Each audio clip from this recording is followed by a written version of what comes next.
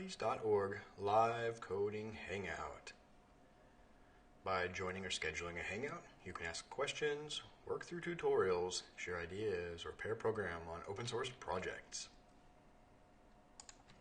Today we're going to continue working on some preliminary or basic tasks for an open source project dedicated to sustainable urban design.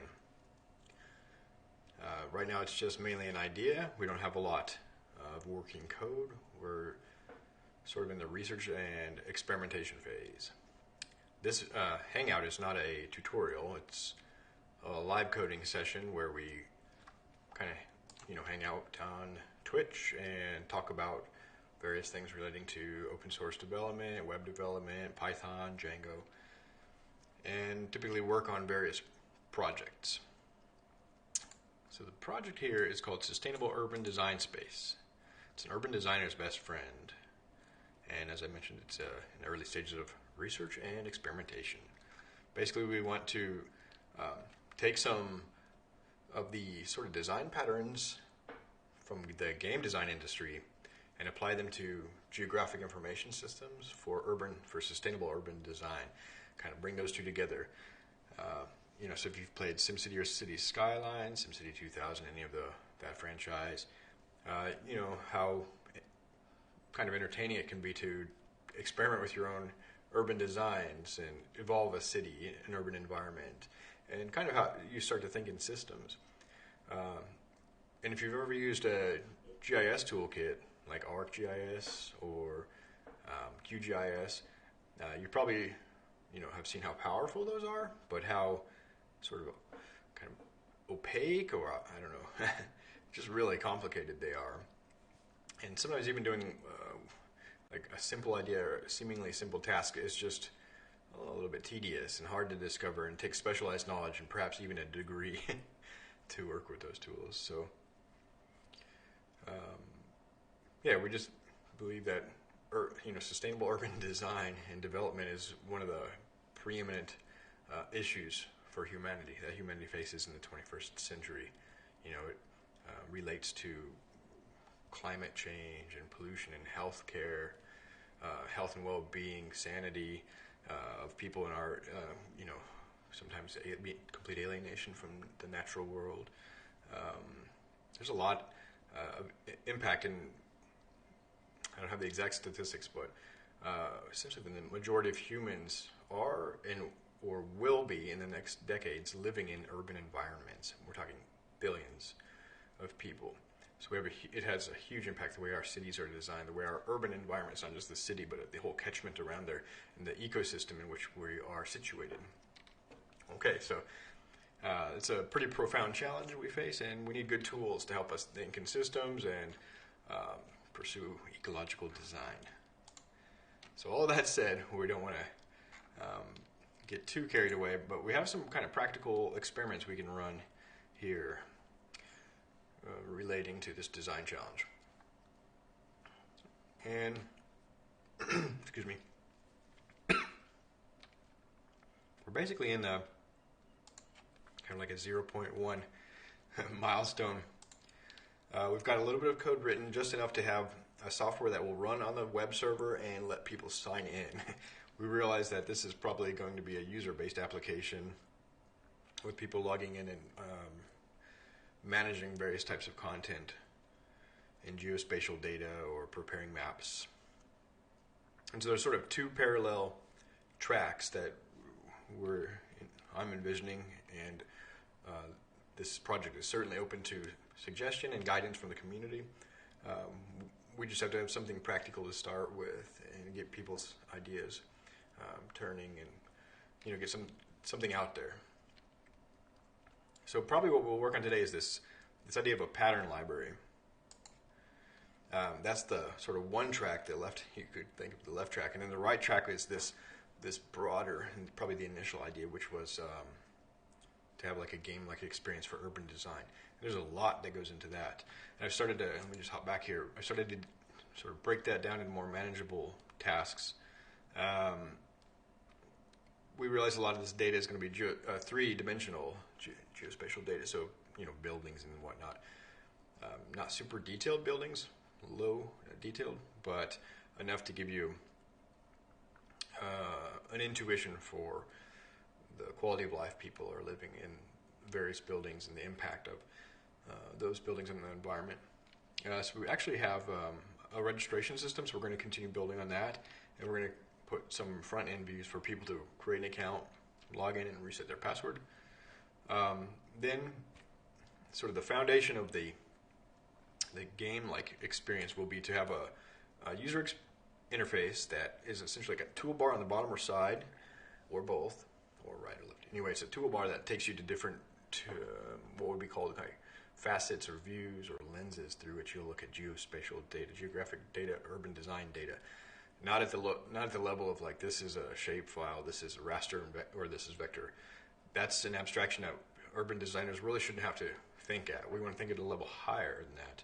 So we'll need a toolbar with a map, and the concepts we want to be the primary interface in this software are urban design concepts, not GIS data structures and things like that.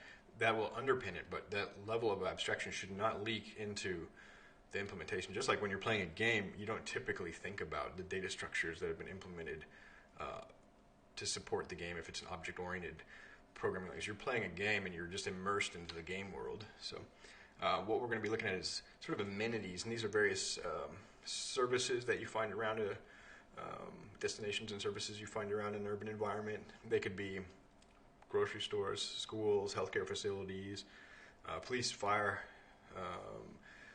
stations. They could be restaurants and bars.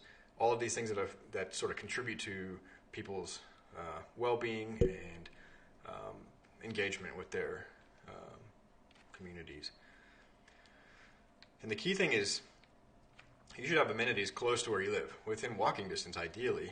In a lot of urban environments, and suburban environments in particular, we are kind of including the suburbs in that urban sphere, the urban catchment. You just can't walk almost anywhere. In fact, neighborhoods in some cities where I've visited and or lived don't even have sidewalks. They just don't expect people to walk at all. It's really strange. In Europe, that's not been the case, particularly in the city here in Finland where I live. We don't have a car. We can walk everywhere. This is one of the most walkable cities anywhere. It's just been a revelation. It's been really interesting. So the key thing about walkability, and there's a website that actually has a walkability score for various cities around the world, is that things are nearby. Within, I would say, walking distance, which is around probably 5 kilometers round trip. And I'm having troubles. I'm not used to the metric system so much, even though I've been in Europe for a number of years, and it seems like it would be obvious. But still, the intuition you build for numbers and measurements, it takes a lifetime. So at first I was thinking 5 miles, but 5 miles is now, that's a pretty big distance. But 5 kilometers, that can be walked or biked, probably in a half hour or something like that. Something we'll have to figure it out. We'll play with the thresholds, but you're not going to want to walk a 10-kilometer round trip with groceries, for example. So you'll want to have a grocery store within 1 or 2 kilometers so that you can bring back your groceries without too much strain, and you can make more frequent trips. You might want to go out clubbing or to parks and playgrounds. That's super important that people have access to green spaces as part of our well-being. Then public transit connections are super important, that you have those within walking distance, because that opens your horizons and gives you access to many more places, particularly high density public transport, but it could be other modes of transport. There's floating fleet and park and ride type transportation, either cars or scooters and e-bikes or just regular city bikes.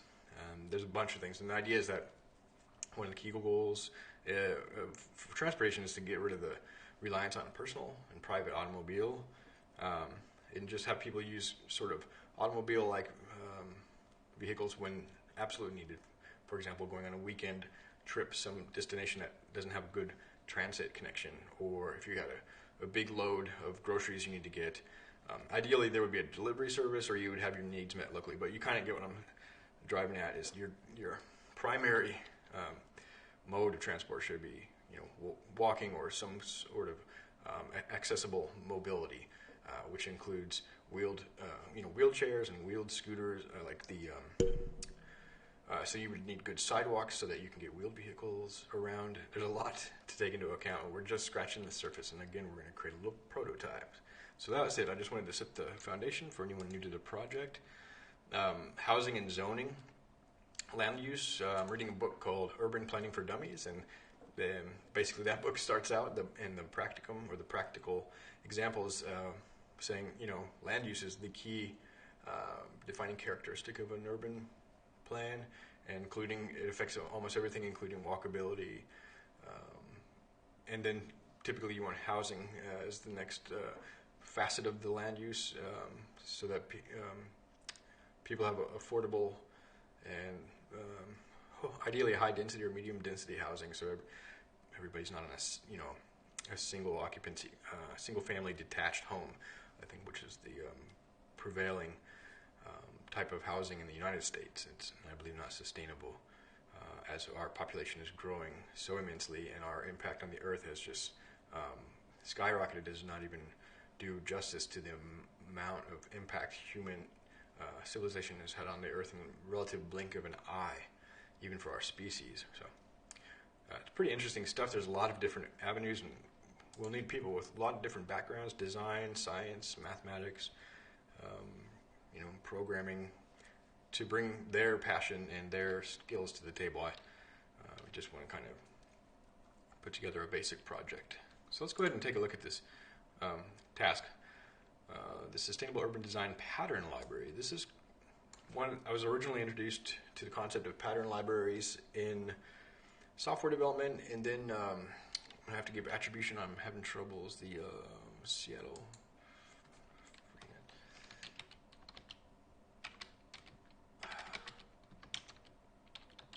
There's a book I read a few years ago, and I haven't even looked this up recently, but essentially Douglas Schuler.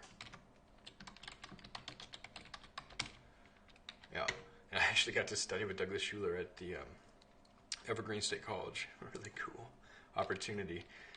He wrote this book. He's written a few books, but in particular that had a strong impact on my thinking.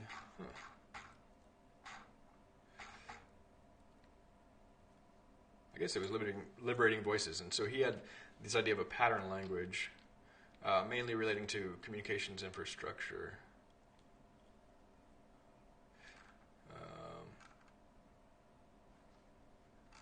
When was that printed?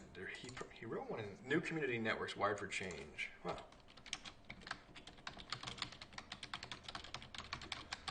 And sort of my previous work a little while ago, over 10 years, or about 10 years ago now, I was doing kind of networking and programming and working for a local internet service provider, a community service provider, and sort of found this book at a secondhand shop or something. I don't even remember. It could have been this little anarchist bookstore. Anyways, I had a copy of it. It was written in the 90s at the dawn of the information and the World Wide Web. Really kind of cool book. It's now available online.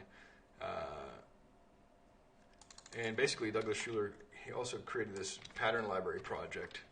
I think we just saw the link there.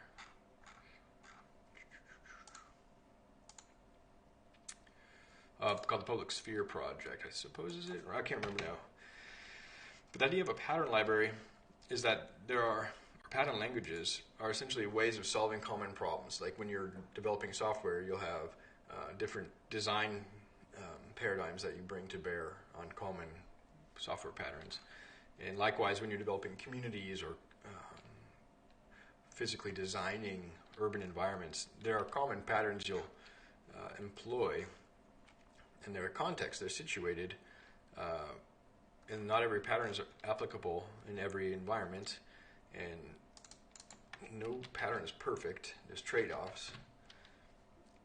And this originated, sort of the original idea for urban patterns originated in the 1970s, and it was sort of transferred into the domain of computer science and software engineering in around the 90s with a book written by the Gang of Four called design patterns, patterns of reusable, object-oriented software, something along those lines.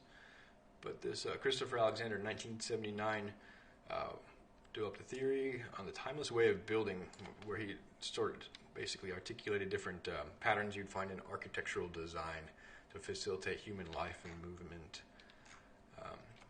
So coming back full circle, but on a different scale. So you got architecture, which is interwoven in an urban fabric, and sustainable urban design would encompass these architectural patterns, but also, bioregional design framework, hopefully situated within an awareness of our relationship with nature as of like a fundamental precept or whatever. So let's get to the software part of it. I hope I'm in the right, I'm in the right project. All right, good.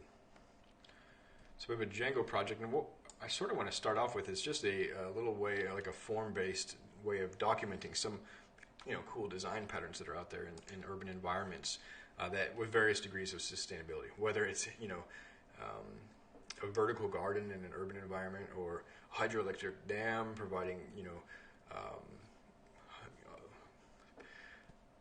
you could call it green energy. It's nothing's without trade-offs, and you need to kind of acknowledge the scope and magnitude of the impacts and the benefits. So it's like a cost-benefit analysis of these things like wind farms, solar farms, hydroelectric power plants, coal-fired power plants. Those are all urban design patterns for energy production, and they have various trade-offs in terms of efficiency and environmental impact and health impact. Environmental impact includes the species like humans and fish in the environment who are affected by those developments.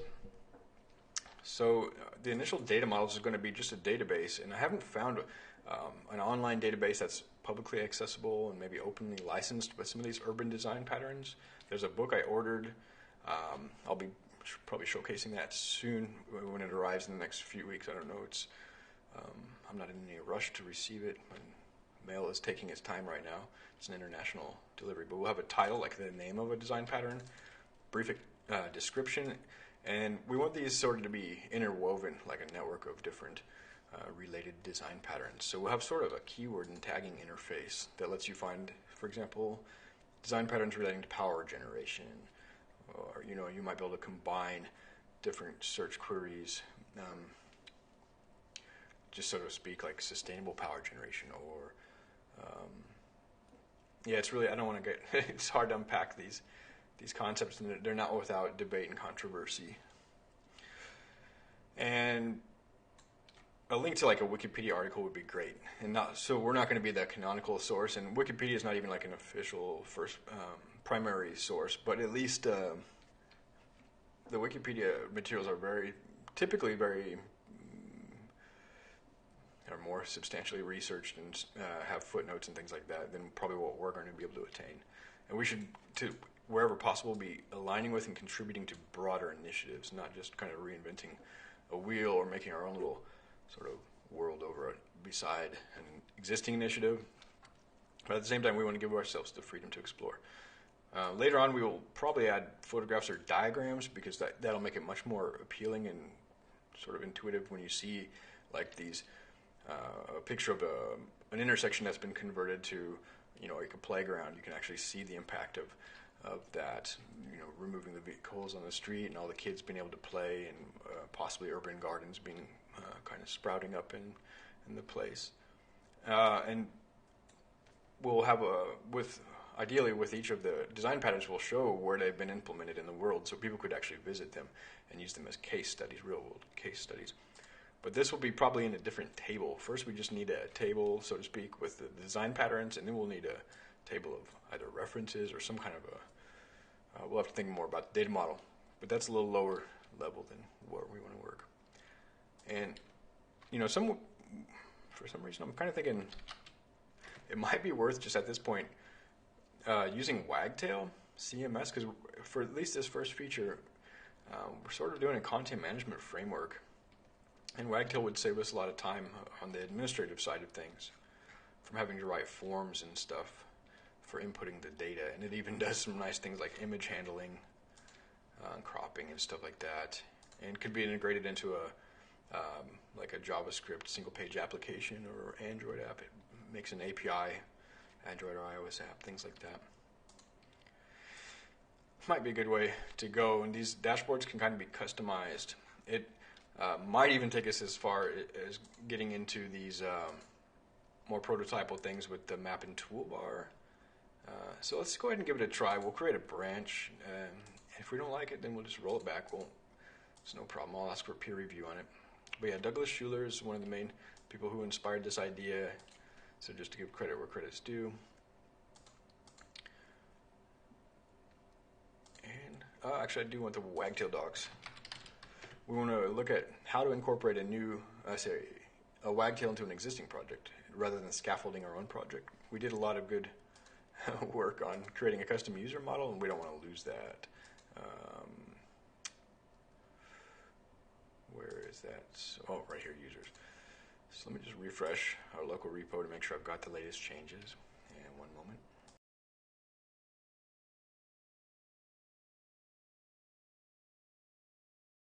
And I'm going to get a little bit of tea. I got an Indian chai today. Probably going to keep me up a little bit later than I'd like, but oh well.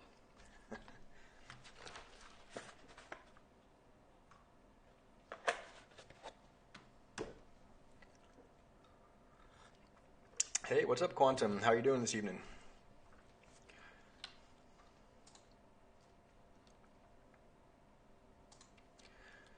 So we're going to be looking at Wagtail. I don't know if you've hopped on any of these streams where I've been working with Wagtail CMS, but it's pretty good. It's feature rich.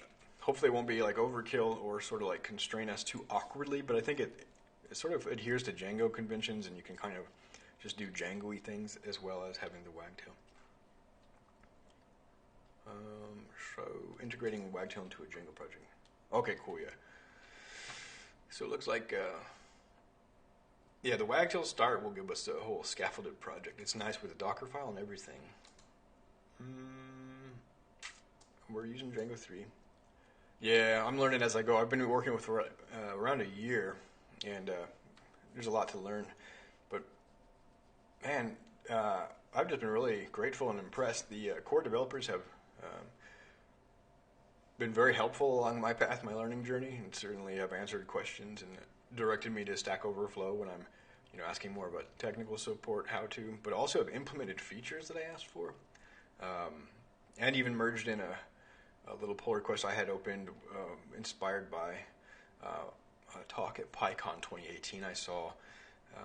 So I just think it's a very good community project. So let's just go ahead and let's give it a try. Bring it in there. So we need to activate. Are we using poetry here? No, we're not even using poetry. So I've got a virtual environment.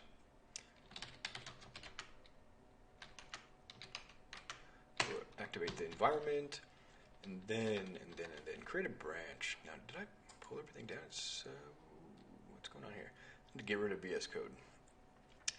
How are you feeling today? Have you been working on anything, or just I think you were going to take a little bit of time off work, right, or just relax? Okay, it's just going to be complaining about the settings JSON having changed my Python path, but really this VS Code. Online Pong game. Hey, that's pretty fun. Online multiplayer. That's cool. What kind of is it like WebSockets based, or how's the communication go? Is there a server there, or is it peer to peer? How do I remove this VS Code folder that's been checked in the past? Do I need to get all heavy-handed and clean out the revision history? Oh man. All right, very cool.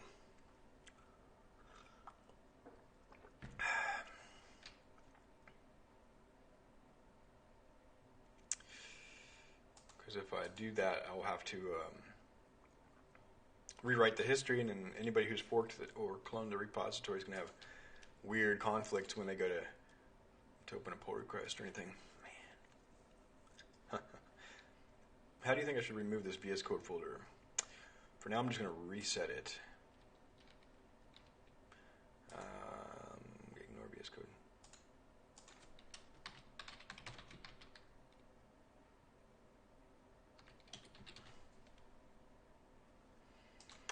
Weimar, welcome. Better to remove it. So just like delete it, physically delete it, commit, and then commit the deletion, and then, yeah, that's a good idea, Weimar.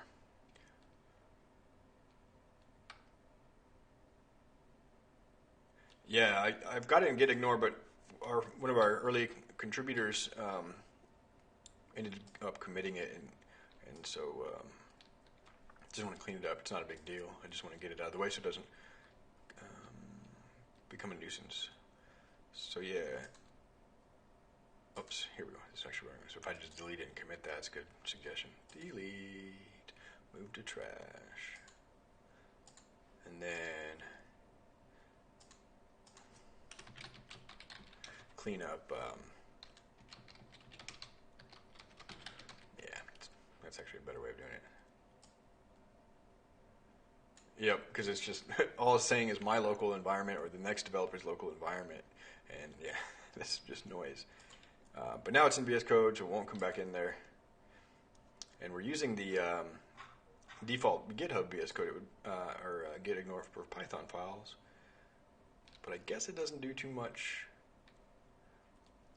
for IDE specific ignores.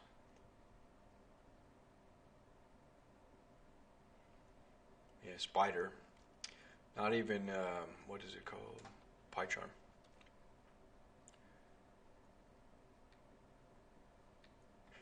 Yeah, well, we're not too strict on code review, that's true, but it shouldn't have passed code review, that's right. And we're an open source kind of thing and just kicking the tires on a project, yeah. But it would be nice if you have got time or interest, if you maybe participate, if I could ping you on a couple of pull requests and get some fresh eyes on a little bit of the code, particularly the code I'm writing today would be cool. Oh yeah, node modules should not be checked in. That's huge. I also think like when we're doing kind of static sites, sometimes those get checked in, and there's been a little bit of debate a couple of times at my work as to whether or not like auto-generated files should get checked in, like TypeScript annotations or something like that, and they just generate like pull requests with like thousands, tens of thousands of lines, and it's like, I don't know how you review that. It's crazy.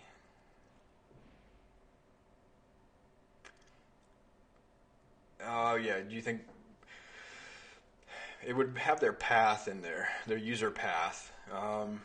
That's a good point, though. We can check the history. If I just would prefer not to have to rewrite the history, but that's now that you mentioned, let's just check it out. And this is not to blame. It's simple things, simple mistakes, so it's not a big deal. So actually, their name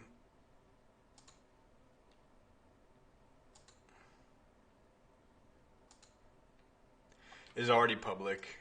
I don't think this is really a big deal, and that's the same name they use on Twitch, for example. I think it's okay to have this in there, and really, I was just grateful that Max took the initiative and did this first feature. That was pretty cool. All right, now we got Sam up there too. Yeah, right now there might be some other things that end up in the settings JSON, or in the VS Code directory. I have no idea, really, to be honest, what VS Code metadata there is. And which? Okay, so I'm using in. So we were doing this experiment before. So with git ignore. All right, we're good to go. I got a couple commits I'll push, and then we will create a branch. I'm committing directly to master. You can see how professional we are on this project already.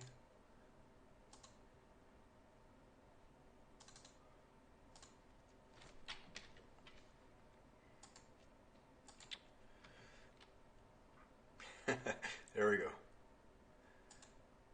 Yeah, good idea. Yeah, I agree. So let's move on. We'll create a branch for pattern library.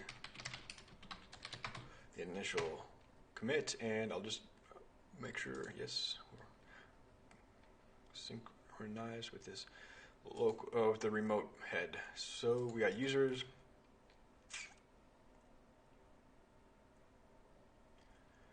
Yeah, I agree. You don't want to get too much technical debt too far down, that you have to clean up too far down the road. And we, as you recall, we are doing pull request reviews and things like that now. And we were actually doing pair programming with Mac, so it was just a simple oversight. All right, so let's see, C. And yeah, we'll rename the app, but I don't know what to rename it to.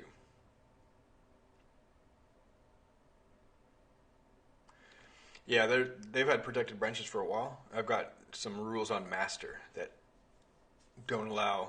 They require reviews, pull request reviews, and don't allow, force pushing and things like that. So that's been a thing there.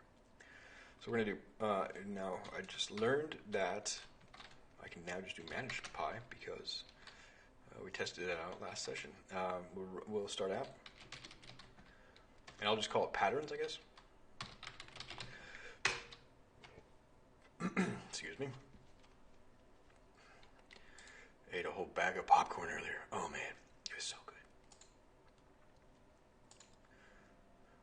We're watching Fleabag. Have you ever seen? Do you have it's on Amazon Prime? Have you seen it? It's so funny. Very very deadpan or kind of really wry or sly, but it's good. Very well written. All right, so you think sustainable urban design for the organization name, and then sustainable urban design for the repo name is not too dumb, not too redundant. I mean, yeah, I'm trying to taper off how many series I watch and stuff too. I'm not going to watch season 8, that's just too much. But Fleabag's got 2 seasons, and I think it's just so well written. It's just really good. So I think that's a reasonable amount to watch. All right, cool. So yeah, I'll do that. I'm not going to do that right now. I'm just going to keep working on this feature. jQuery. Okay, cool. So we'll do sustainable urban design, and the name of the app is Sustainable Urban Design Space. So I could just do Sustainable Urban Design Group, and then Sustainable Urban Design Space. Ooh, that's cool.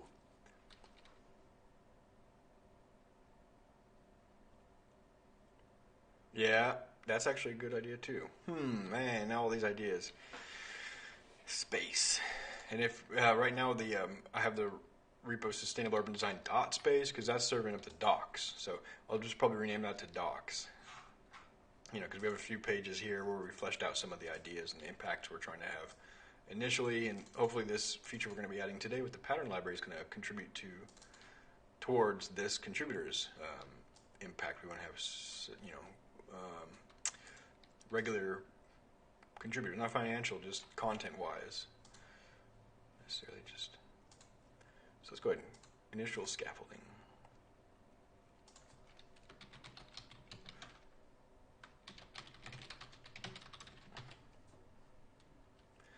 And so at this point, I was going to add. Now I'm going to have these all intertwined.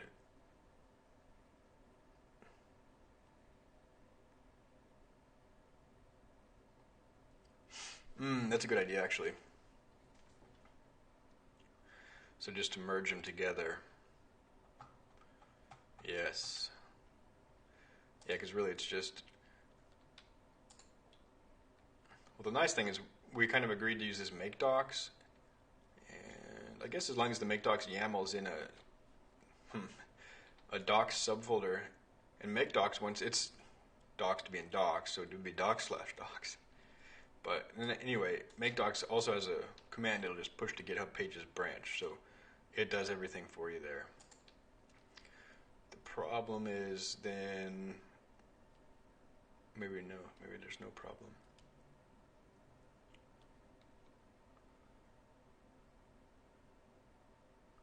Yeah. All right. Well.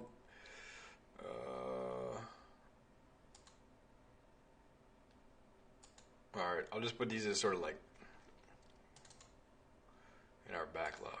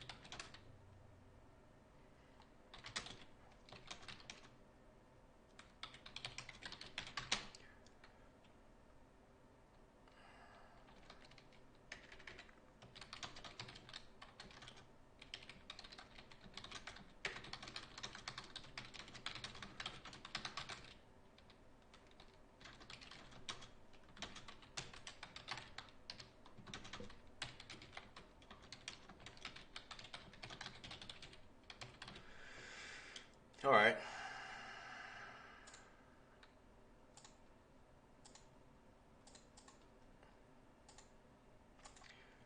And I'll suppose it'll go in the 0.1 milestone. So yeah, these are it'd be cleaner, more clean. I'll just check my grammar too. It'd be cleaner. GH pages, those are correct. Why does it give me 3 though? 1, 2, 3. Unknown word. If things in backticks are special.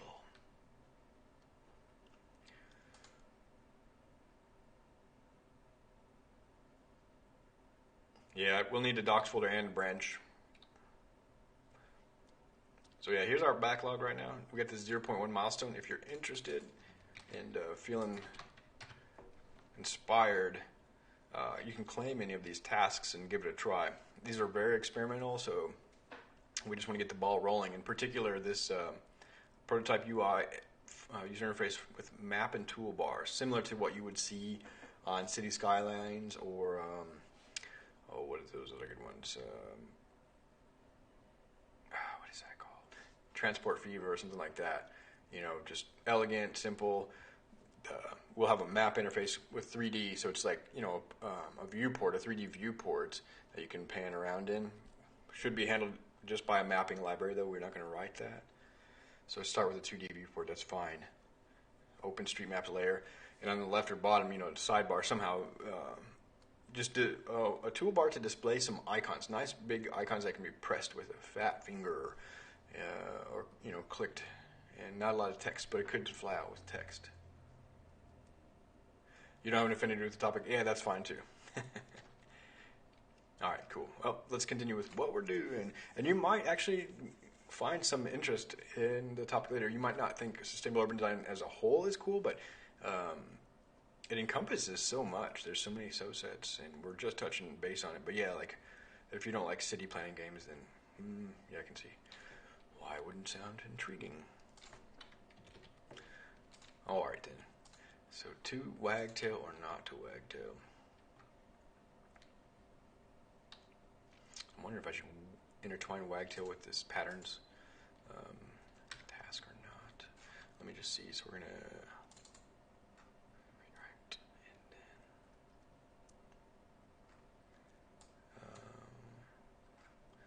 and then we're going to use our admin. CMS. So we can still keep the Django admin. Might be kind of cool. I think I would just sort of replace the Django admin with the Wagtail admin, to be honest. Yeah, you can help. You know, we got JavaScript advice needed, Python advice needed, and both of them are going to be fairly heavy lifting. I'm leaning really strongly towards Vue.js framework, so I'll just say that. But I want to do any JavaScript in a progressive way. I'm not going to just start off with a full framework.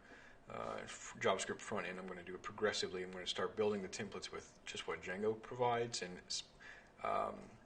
for the map, the Slippy map in the UI, that's probably going to be pretty close to a SPA, so that would be a good start. And I would prefer, the reason I prefer Vue is just it has focus on simplicity and developer friendliness as like a top level goal and not just an afterthought.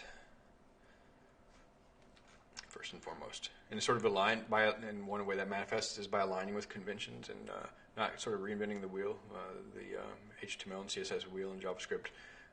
It sort of embraces the past and helps people progress into the future, into the places we need with reactive, highly optimized web component, sort of with virtual DOM, not literally web component, but you know what I mean by that. You can recommend OpenStreetMaps. That's cool. And one of the places that we actually need help is with this task, experiment with querying OpenStreetMap data.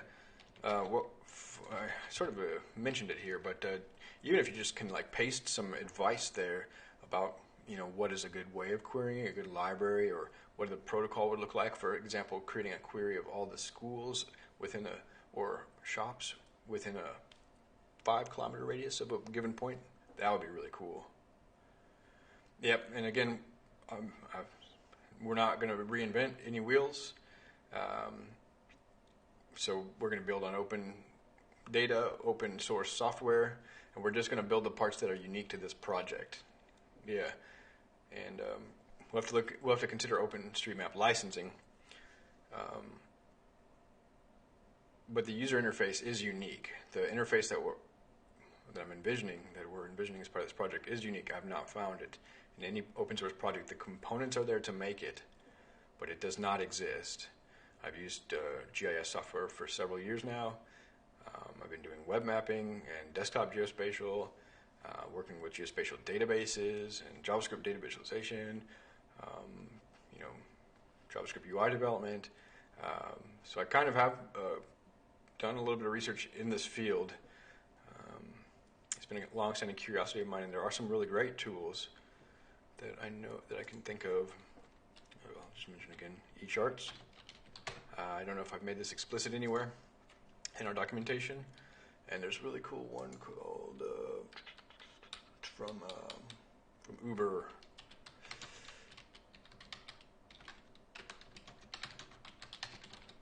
Kepler GL.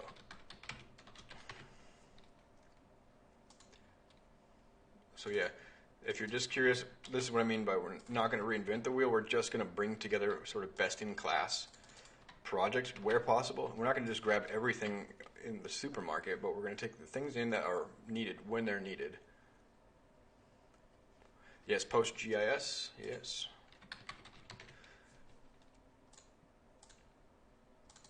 So we'll probably just be building on that. Right now we're just using SQLite. But yeah, this is going to be good for containment if we take, for example, a sphere and see, well, that would be actually, yeah, I don't know what kind of queries we'll be needing yet. But, yep, so this is kind of on the horizon, on the landmark. It's just not explicitly documented. I didn't want to kind of commit us too early to any specific technology decisions, but I do have kind of preferences and inclinations towards certain things, like Django, obviously we picked, and JavaScript-y things I've kind of thought about a little bit. Yeah, for now, I'm trying to keep it simple until we need it. We're just going to use SQLite until we need a spatial database or a Postgres. We're not deploying this anywhere right now. It's just a development tool, just in a development environment. But it won't be, once we start getting it in production, then we'll start encouraging or requiring that developers use Postgres locally. But I've been a contributor and a sort of helping with a couple of open source projects, including the CodeBuddies platform, which is being rewritten with Django, and even just the step of getting a Postgres instance running, even in a Docker image, has thrown people, has prevented people from contributing to a project. So I really think it's in these projects' best interest to keep our development requirements very simple, at the cost of some sometimes hard to debug issues or surprising bugs, admittedly. But yeah, that's my thoughts on that real quick. So, in brief, we scaffolded our project. This eCharts is so cool, though, by the way. If you just check out some of their demos, man, it's just, wow, exciting. It's part of the Apache Software Foundation now. Kepler GL is really cool, too. I've gotten to use this a couple of times at work for making some animations. This project is really cool. And we could incorporate it in. It's got like this nice drag and drop data interface and some basic spatial queries. Look at that. Even got, population statistics, so you can start to see the. So you got to load the default. There it goes. Sort of the idea of this project is very similar. You got color coding based on population density in various areas. This could also be color-coded based on proximity to a grocery store or a school or fire coverage or crime. All these things are relevant. What we need is just a framework to visualize it. And this Kepler GL uses an open source WebGL-based renderer, also written by Uber. I think this is it, VizGL. It's just a high frame rate, data visualization library. And I think the eCharts is going to have a similar performance curve, something like that. But and I'm just not going to commit to any of these until the time arises. Yeah, if Quantum, if that's something you think might be interesting to you, down the road, this project could really, benefit from your experience. So let's get this Wagtail installed here.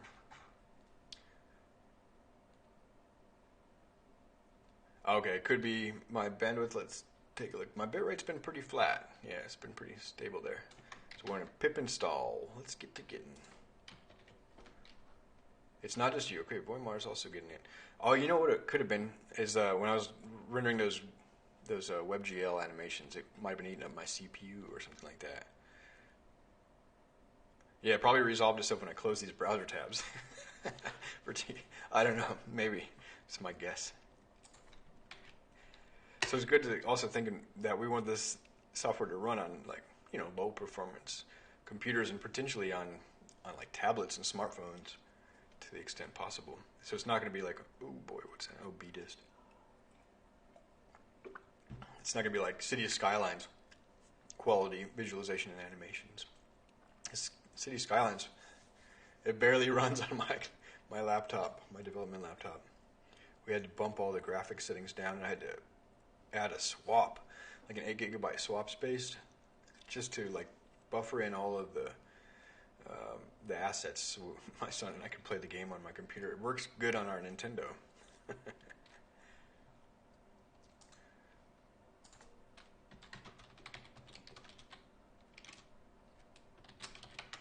you just do this right.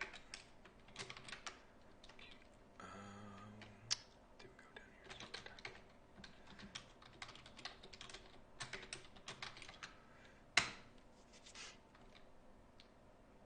Some I-18 messages. There's a few deprecations coming up with Wagtail. They've been warning. Well, I don't even know what this is going on here. BDist. I think we're okay. I can't even spell that word. How do you spell that word, Quantum? Do you just remember how to spell that word?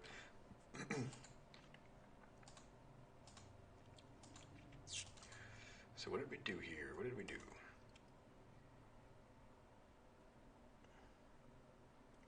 So I'm kind of thinking, well, is Wagtail a little bit overkill? Because we're going to start writing some Wagtail specific code for the content management section. Man, honestly, it's really good. And we would probably need Pillow and stuff like that down the line anyway, if we want to have images of those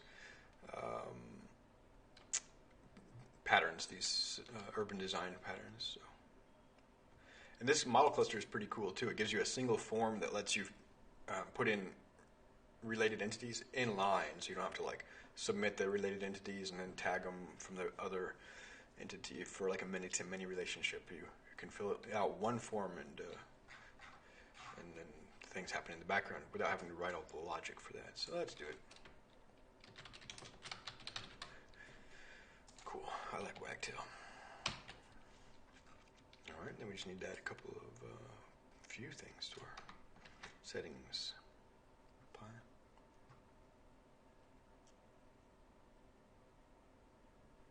Yeah, that's right.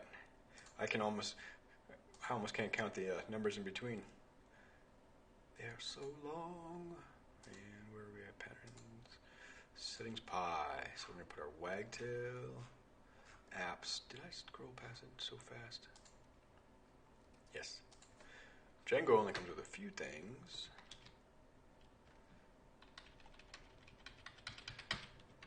Alright. Voimar, what you been up to today? Anything you're excited about? Any projects you're working on? Okay, what's your all's take on on linting?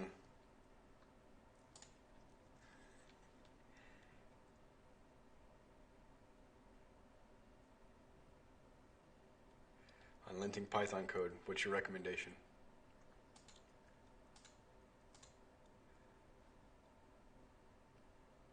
I want to save that dev requirement, didn't it? Do it. Okay.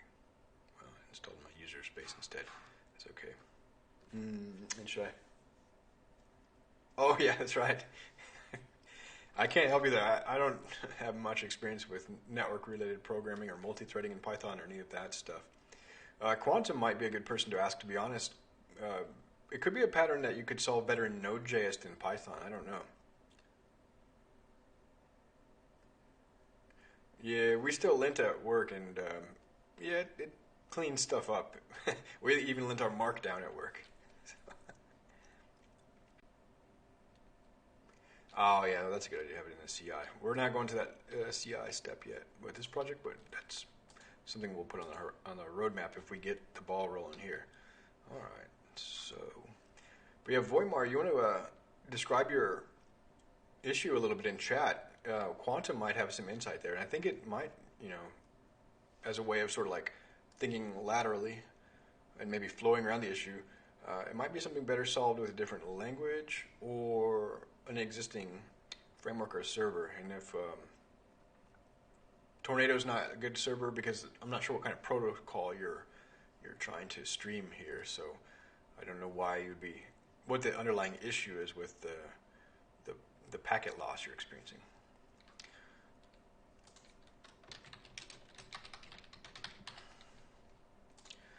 All right, we got that, and in the following in middleware, I'm going to get here a bunch of commits. I guess just anywhere in middleware.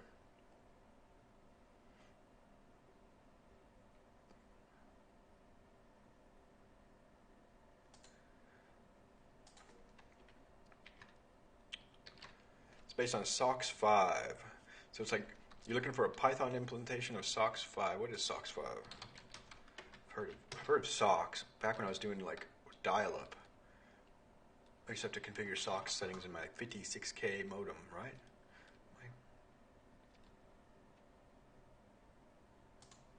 I had a, what was it, 14 baud modem. Maybe I had a 9600 baud modem at one point. We were playing, with my neighbor across the street, we were playing Rise of the Triad. Like 9600 baud. What is SOX 5?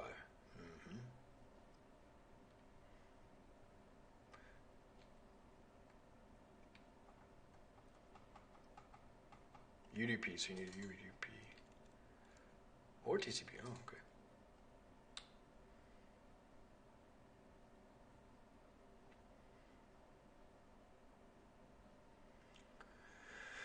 Yeah, I was trying to do that today to stream a video from Australia there, or even just whatever.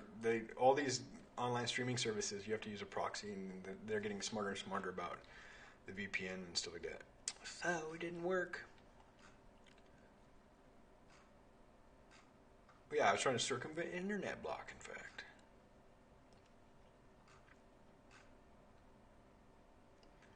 Probably might just need to set up my own VPN server or something like a VPS server and run a proxy on that. Who knows? That's probably a good idea. Do you have any code snippets we can view, Voimar? Is it an open source library?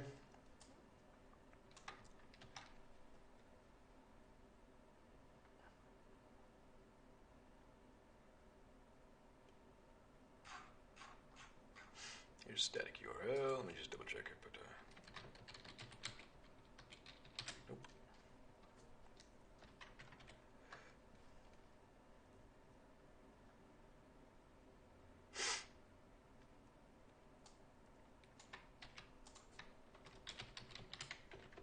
Nope, doesn't have that either.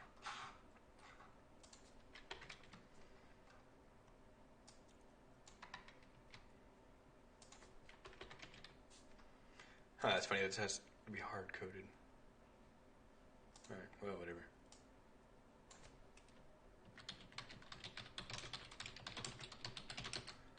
It's a heck of a long name. I don't know. Suds? It's a little bit better one, isn't it?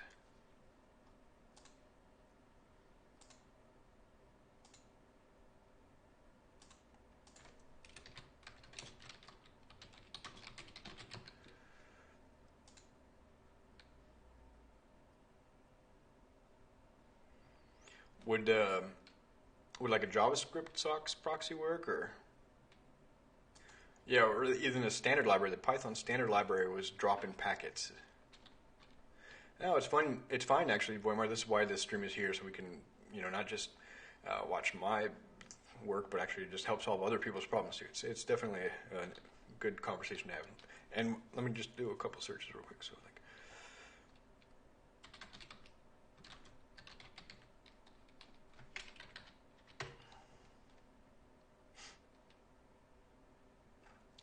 because it just seems there should be an existing project you could just spin off of or build.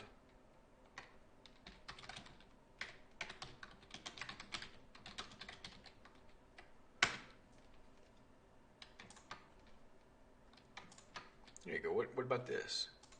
How old? How recently? 2013.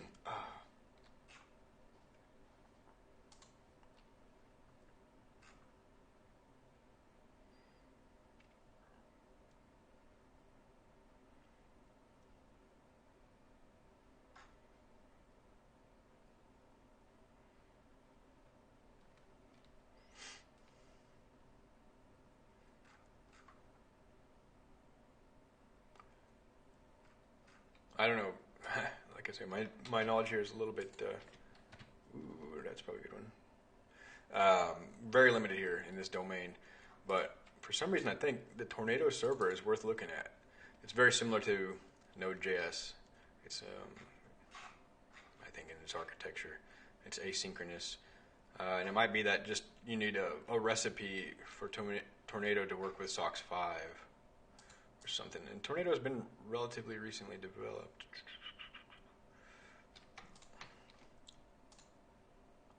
Like, so it's under active maintenance is what I'm trying to say.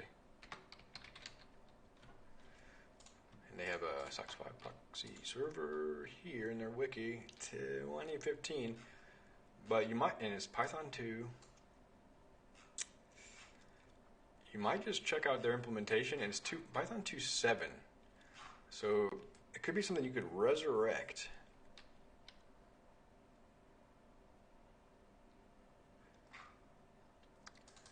And maybe just maintain.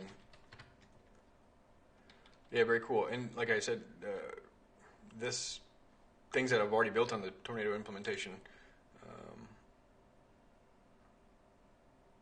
Seems like there's several kind of extensions. Yeah, at the very least, just see how they're doing it, and it's open source, so you could bring the code into your own project if you wanted. What is the license here?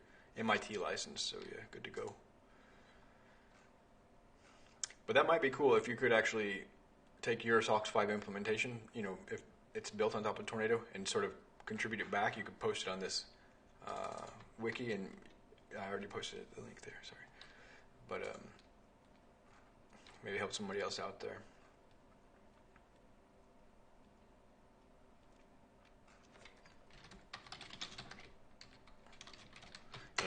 I'm sure you've Googled this many times, so I'm just checking it out for myself.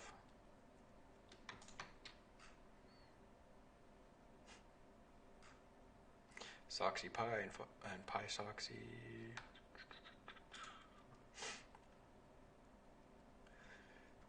SOX 5 is just the latest of the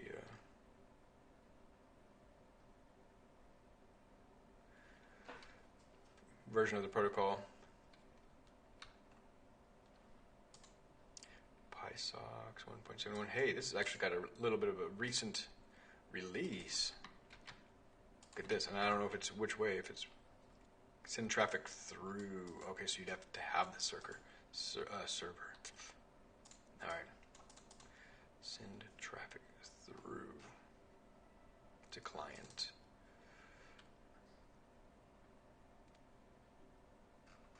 So, not what you're looking for.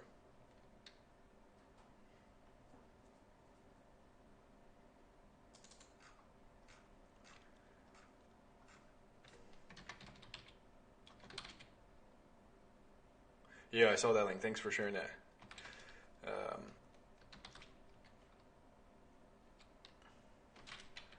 Just seeing if there's any prominent open source projects. that you could just deploy. I don't know how much. Typically, I just try to work at a level of abstraction that is like relevant to the problem I'm solving and implements the supporting infrastructure for me. So if I'm writing a SOX proxy, that's the problem I'm solving, then yeah, clearly I don't want to be working at that level. But for example, with this project, I'm not writing a web framework. I don't want to work at that level. I want to write an application for geospatial and urban planning. So it's kind of like putting your energy at the right level of abstraction to bring your unique value proposition into the world. Certainly you could do things for pedagogical reasons and stuff like that too. So I don't know what your motives are. Actually, this you can deploy with pip. And what the heck is it? And how recently was it developed? There's a white paper. Where's the GitHub? Servers.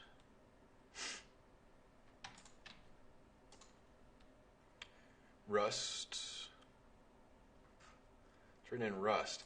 This probably somehow seems more like the right layer to be writing a proxy in Rustlang. And look at this, 2 hours ago. Seriously, this, Python doesn't seem like the right hammer for this nail. Yeah, it's not anything. I'm not trying to criticize or belittle your effort or anything. It's just my personal philosophy,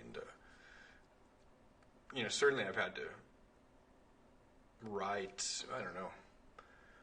I'm not super strong of a developer, so I just need things to help me get to where I'm going.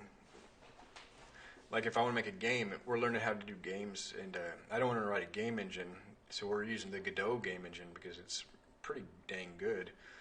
And we're just learning to make our own little games. And similarly, for those games, we need to make 3D models, and I'm not going to write a 3D modeling tool, and Blender 3D exists, stuff like that. So, but our game idea doesn't exist, so that way we can just focus our idea on that. And there's quite a lot of learning already involved with just learning how Godot and Blender works. But it's fun. It's pretty cool. It just brings... So MIT license, is that an obstacle? Or what do you mean? What kind of obstacle? Or in this case, is MIT license. So that's very, very permissive. But what's bringing the different obstacles? And also think about the magnitude of the obstacles too. Because on my previous job, the company I previously worked for, actually, it just went bankrupt. And I don't want to say much more about that. And just in good faith, just being respectful to the owner and the people there. But what happened was actually a very powerful lesson for me. And it's something that I keep coming back to when we talk about trade-offs. And the thing is about the magnitude and the hidden cost and sometimes the sunken costs. But basically what we were actually doing is sort of related to what you're doing. We were writing a server that was essentially a reverse proxy for APIs that lets you sort of get metrics about the API usage and add authentication and access control to APIs without the API developer having to implement those. It was a proxy that sits in between it and provides a bunch of features that are normally needed for APIs. And just lets a company write a bare bones API just to serve up their data. So it was, more or less a reverse proxy.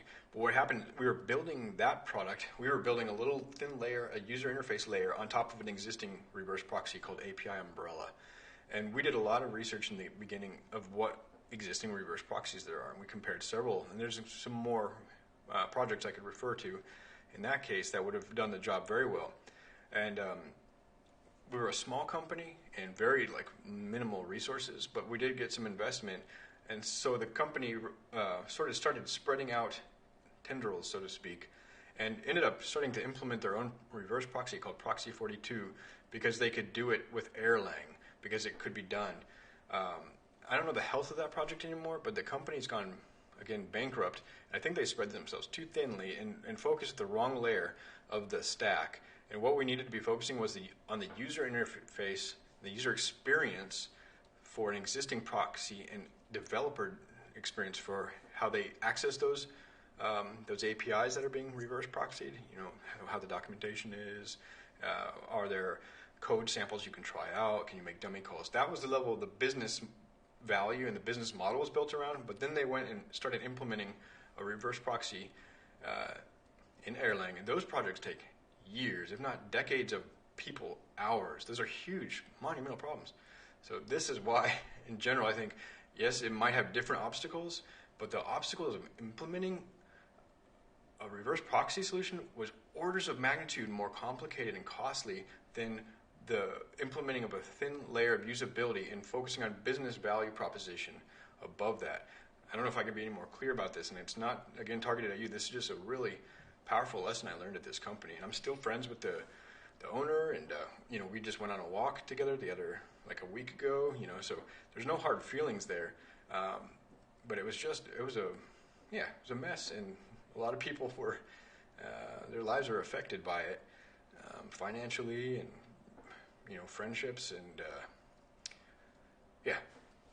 So just, I'm not going to repeat too much, but work at the level of your unique value and build on mature and existing tooling. This already has 22 contributors. And actually it's had a surge in contributors or contributions in the last year. Alright, so that's enough of my little diatribe, and please don't take offense. I don't mean anything in any bad way. I'm just kind of sharing an experience that's really shaped my philosophy and approach to developing software. Open source software in particular. If you're doing proprietary software, it might be a thing that you just have to implement your own things, but usually like with MIT stuff, if it's GPL dependency that you can't incorporate into a proprietary, that's one thing, but if we have an MIT based thing, that Rust one, Shadowsock's Rust, boom. Rust is quite an interesting language, so just as, with that diatribe aside, have you done any systems level programming? Voimar and Quantum, what's your take on Rust? Have you gotten to work with it at all? And there's Go also. It seems like a good systems level language. Look at this. So Go proxy. If I actually this topic is a good place to start. Chat pause due to scroll. Just get that out there too. So again, I'm not in any way, of course, I'm not an authority, or I don't have a whole depth of knowledge here, but I am deeply committed to and familiar with the open source movement and very inspired by it, and have been greatly benefited by the open source movement.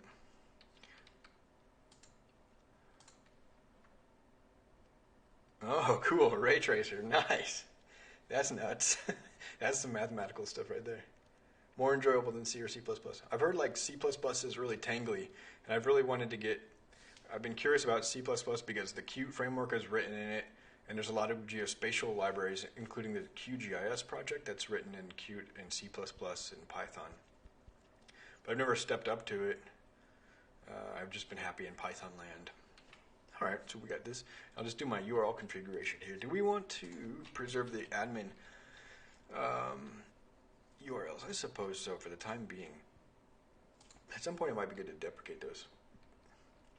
Yeah, and I guess what I'm catching just tangentially through like Hacker News discussions and whatnot, it's like C++ like 19 or whatever, something, these later versions of the language are greatly different than C++ code that was written 10 years ago, stuff like that. So it might even be, I don't know enough about it. It might have changed so significantly the way you write idiomatic C++, if there is such a thing. So actually I need there, and that's URLs at Py. That's where we're going. All right, good. So all that Django does by default is registers its own admin URLs. So we'll just not clobber those. I'll paste these in. This is kind of cool. Regex path. Okay. I wonder why they would do regex path. Anyway, I'm not going to question them too much, but I just got to check my imports. PQR. I still don't know the English alphabet off the top of my head. I have to count fingers.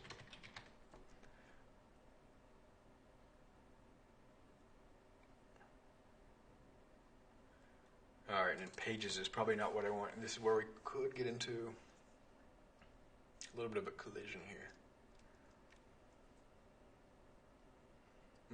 There's some cool projects I see cropping up in Rust. I just don't know much about the ecosystem and how mature it is compared, to C++ and things like the Qt framework. So wagtail URLs.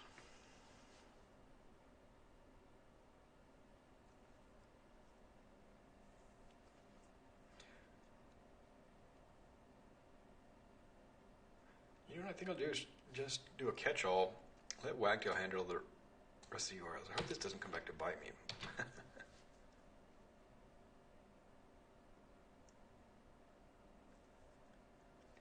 Yeah, Qt framework.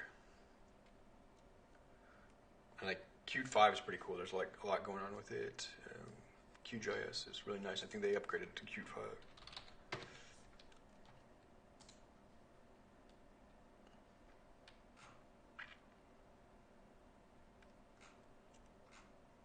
What's another good one? OrangeML. I think it's called OrangeML. Orange data mining. This is another cool project written in Qt 5.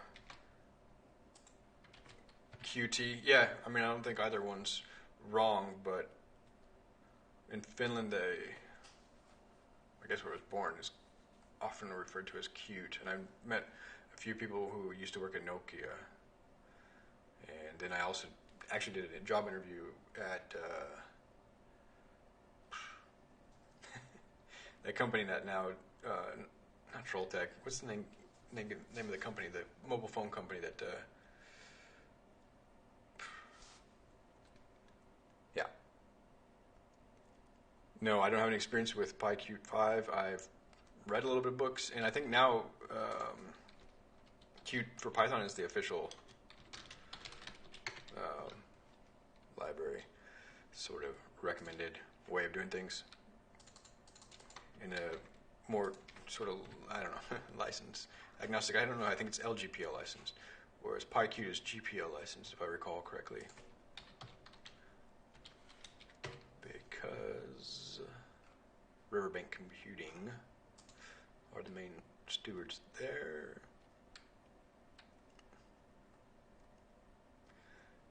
Homepage. Should say the license. Did I miss the license there? Anyway.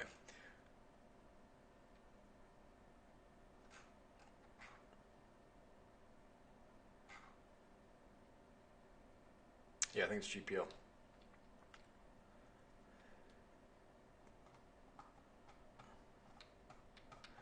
I mean, I've read some QGIS code, and I've done a little bit of work on this Orange ML. If you want to write a module for Orange, it's writing PyQt 5, and it's pretty clean. I can appreciate the way it's organized, but I don't have any deep experience with it. This project is really cool, though. I just wish it would be a little bit more like, the scope is a little bit limited to almost pedagogical purposes, but the potential for a tool like this to be used in the industry and to train and deploy machine learning models and train them in a remote Spark cluster and deploy it in this like an S3 bucket and serve it up. That's happening with tools like KNIME, K-N-I-M-E. But the interface here is so nice. It's just cool. It's like this kind of a data flow programming language, but at high level of abstraction. So you're not like doing if-else level imperative programming. You're just piping in data into different models and visualizing these at different steps of the process. I think that's about the right level of abstraction for visual programming. So it's a good tool, written in Qt 5. QGIS I also like. I just don't have any. And we might be incorporating it into, Qt for Python is GPL 3, yeah. And what's the, or Qt for Python is GPL 3 or the PyQt 5 is? Or are they both? Because that could be a factor. You would need, this is actually what I'm after. So just empty. For the catch-all, you would need commercial licensing option for that.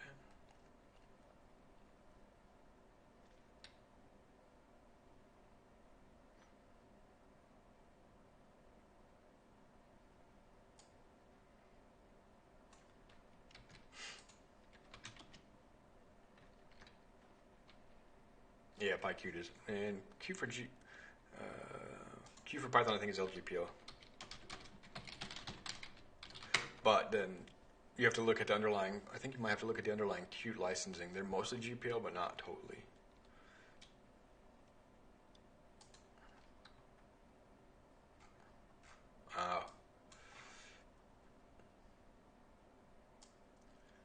Yeah, it's a little bit of a,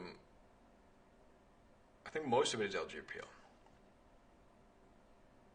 And in fact, there's this clause that if the Qt company changes the license terms or drops the open source license, something about the whole thing becomes like MIT license or something. What is that called? The Qt KDE agreement. File merger or bankruptcy. So this is kind of interesting because KDE, the desktop operating system I'm using here, is using Qt extensively, and they want to make sure that that project, the open source project, has longevity beyond, you know, as you've seen, Nokia was bought by Microsoft after, I think, being almost bankrupt, or if they didn't, maybe already. And Digia is no longer around. Who's making that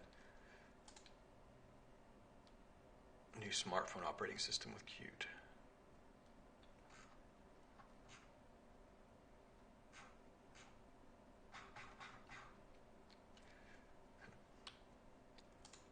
But yeah, it's kind of fun. I like that it's born in Finland. All right, so we did create a user account. We didn't. And permissions mixed in. Oh, we didn't do that. Let me double check our users model inherits from permissions mixed in. No. Poop. All right, so let's do it here.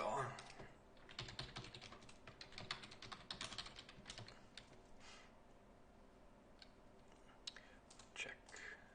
Whoops. Can't do that.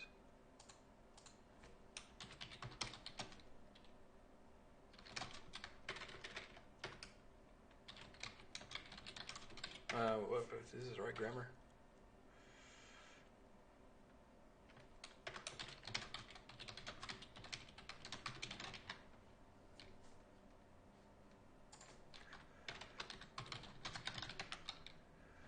And then we go here.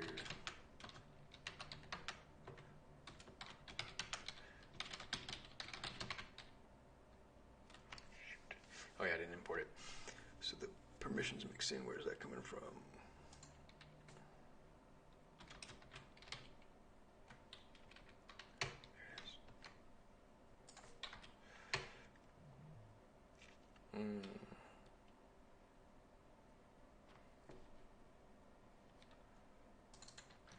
Maybe it's abstract.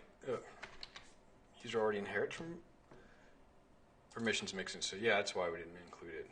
That's funny advice. Oh, I see. If we had gone down one level to the abstract base user, it wouldn't have. But since we inherited from abstract user, all right, so we're good to go. Never mind.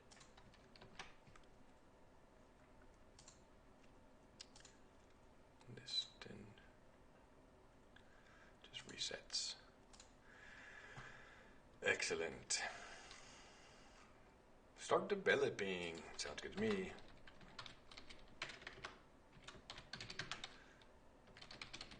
Oh, whoa, whoa, whoa. Already did that.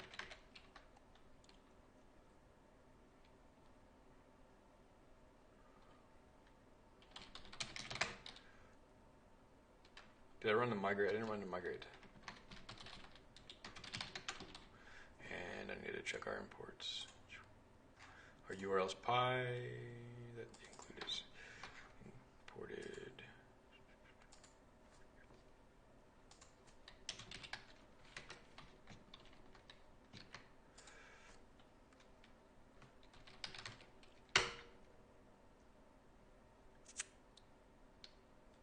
Static. Yeah. So there's a little bit of context here that they didn't really. No, they did.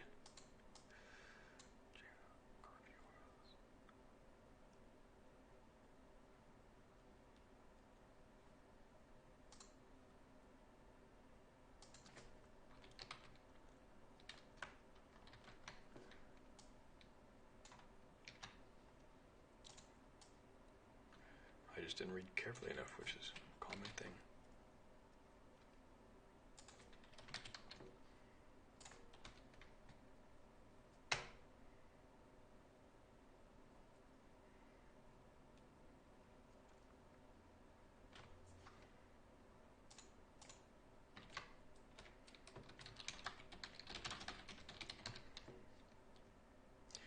I suppose I should do an amend.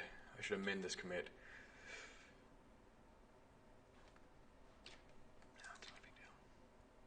Alright, so let's run the server. I believe we created a super user. Let me double check. Actually, no, there wouldn't be one because the SQLite was just. Let's try it out. Welcome to the new Wagtail site.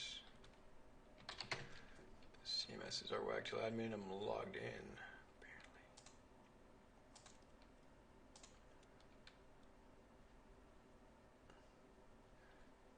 2 days ago, so my session's still valid. Cool. Now we've got a working Wagtail. So let's go ahead and start in on the new app, which is here, the Patterns app. We're going to start very simple, but the Patterns app will inherit from a Wagtail page model. The interesting thing about Wagtail page model is it comes with a lot of features out of the box, like automatically generating URL slugs and things like that. We'll have to think about our page URL hierarchy.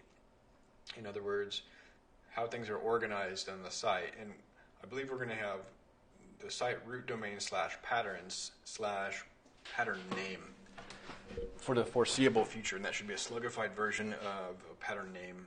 And if two patterns have the same name, I guess it would just, I don't know if we should require uniqueness, or the slug will just increment. So let's go ahead and dig into that. So from Wagtail, core models, import page. The page model, let's go ahead and take a quick look at it. It's pretty cool. There's a lot, and each time I look at it, I learn a little bit more. You can see it inherits from several classes. Basically, Wagtail is based on Django, so most of what it does is kind of following Django conventions and adding a little bit of extra features, like indexing it. Also lets you do search indexing with various search backends. Clusterable model I mentioned earlier, it lets you have one form that adds a whole cluster of related entities. You fill out the form and you can add one or more related entities in line and then submit, and all of the things will be created in all the relationships behind the scenes.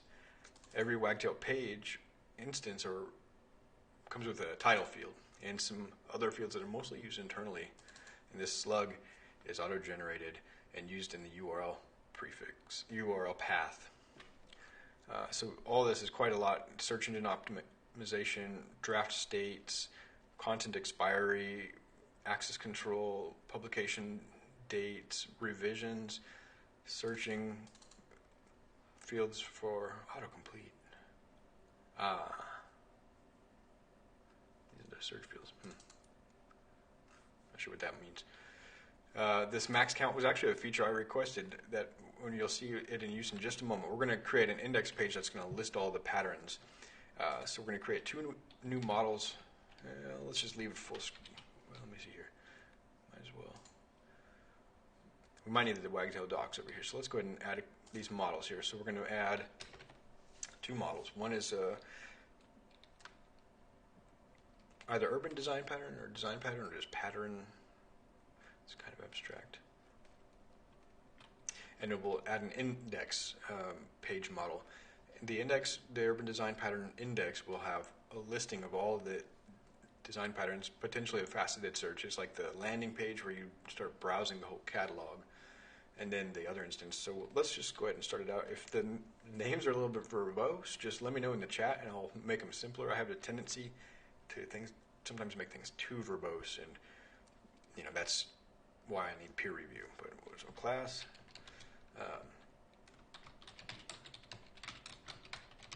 urban design pattern, and that's going to inherit from page.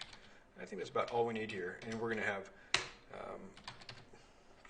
title field just for the moment. And where's our issue? Our pattern library will consist of urban design patterns. And this could be just design patterns, but then we're getting kind of generic, and there's a whole, several branches of different uses of this design pattern analogy and these pattern libraries. So this is really relating to urban design, in the context of a broader environmental and urban catchment. So it's not just inner city stuff. It's urban environment is quite large. We want a title and a description. So this is cool. The description field is going to inherit from Wagtail. Wagtail provides us with several content management, like admin widgets. Let's go ahead and get a listing of those, but I believe it's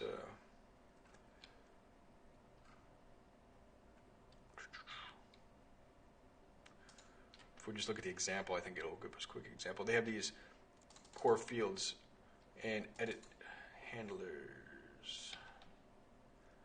We want this core field rich text field. Core models.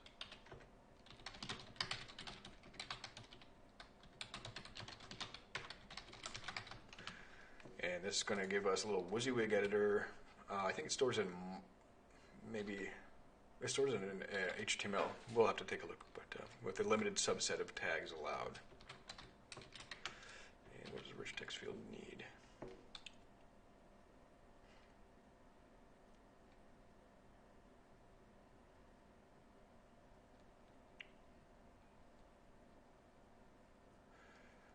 think we can just leave those.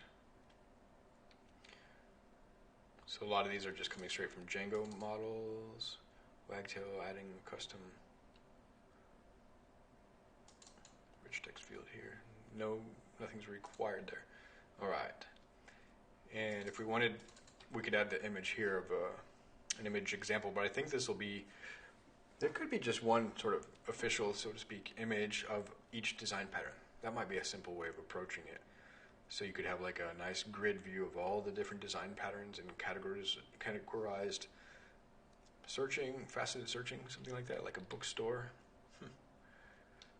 Just thinking aloud. And if there's anyone in the chat that has a design background or is interested in doing sort of web design, we would appreciate any kind of mock-ups or sketches, ideas for the user experience design for these tasks. I'm mainly a software developer, so my design skills are very limited, but I try to make things fairly simple.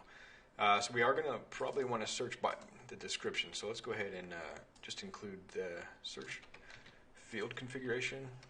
And then we're going to have to tell Wagtail which fields to display in the content editor. But let me make sure I've got these other fields. Description, keyword and tags, and then links.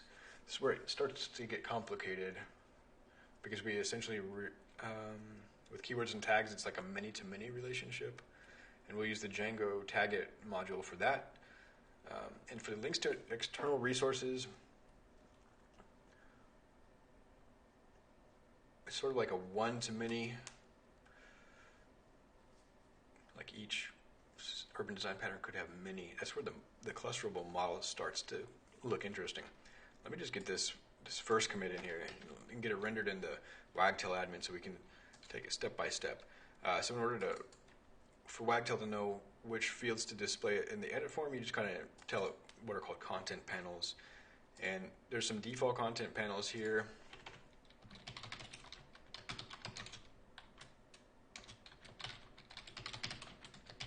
Which we'll inherit from, and then we're going to add our own list there, and we're just going to tell it to display this field panel, which we need to import for the, I'm mixing quotes here, for the description. So our description will be in a search index, and you can see it has these edit handlers, so this will render the rich text editor or any field type in the proper widget, with the proper widget, like a date selector or a text input or a multi-line input or a numeric or a drop-down selector. It's pretty cool. And then you can kind of group fields together, and so it's easier for the content editor. So if like you have a person's profile, you have their first name, last name, maybe an email in one grouping, so multi-field panel. And this inline panel, I think we'll be using, lets you put another entity. This actually we'll probably use, so you can have an orderable list of related entities like links, and I think that's going to be really good for our next step, which is these links to external references. And keywords and tags are also going to be fairly easy to achieve here. I'll leave this photographs and diagrams maybe for a later point, or let's think about it. Image could be okay to have just a basic reference image. Then you just get into territory where like you have to start worrying about copyright and infringement and stuff like that. So it might be better to leave that one alone for now. Yeah, let's leave it alone for a little bit. Yeah, cool. So this example has already been very useful. And another cool thing is then you have these, it's a tree of content, and you can say that only, like your urban design patterns can only go in this folder, in this branch of the tree, so it keeps things well organized.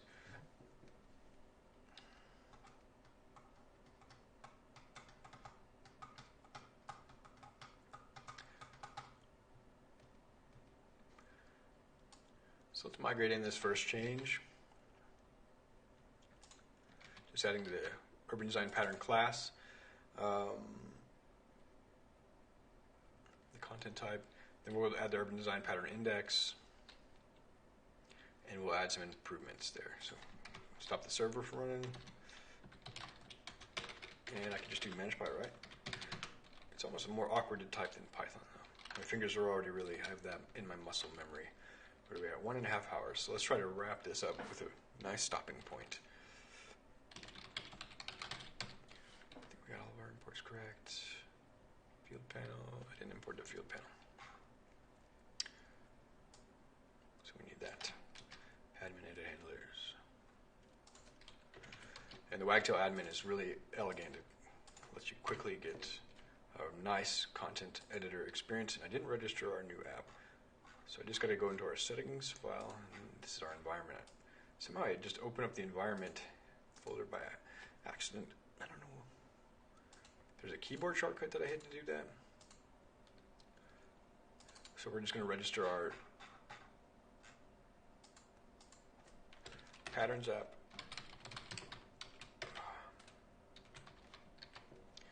And then once I've told Django to look for this patterns app, it'll look in there, it'll find the migrations, and then we've got, I'll have to check that syntax error, but let me just commit this.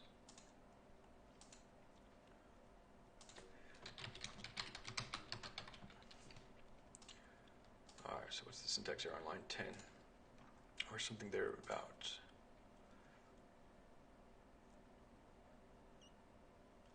Just let me double check.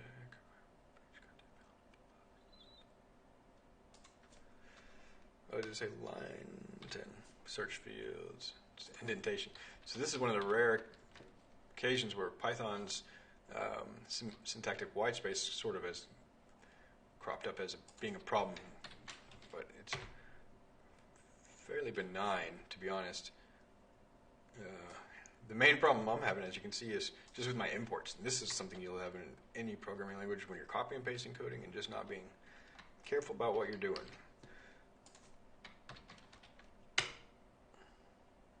Cool.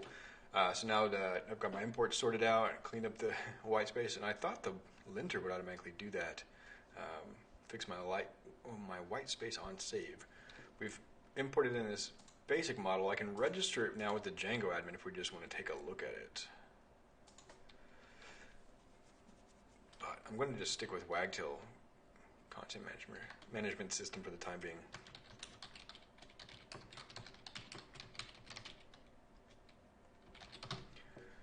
And so we'll come over here to admin.py, which is typically used for registering models with the Django admin. And we're going to register this model with the Wagtail admin. This Wagtail, like Django, is pretty thoroughly documented. And like Django, you can sort of override the way things work. You can get into the rendering function, add extra context, swap out run a different template, or check permissions. All sorts of things. It's very flexible. Where you're just using the Django templating language. Here's where you can specify the template. Sometimes it's good to be explicit. We'll need to do that in a moment, but I'm going to just look at the. This is really cool. The inline models is one of the neat things about working with Wagtail. Where do we run? So I just need to register with the admin.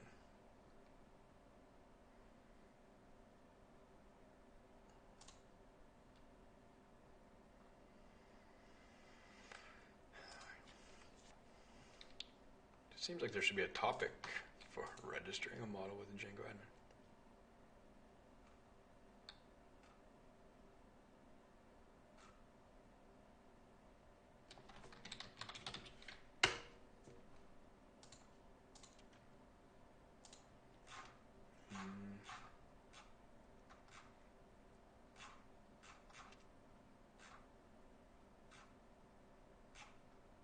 So we'll need to create a base template, which we haven't really done.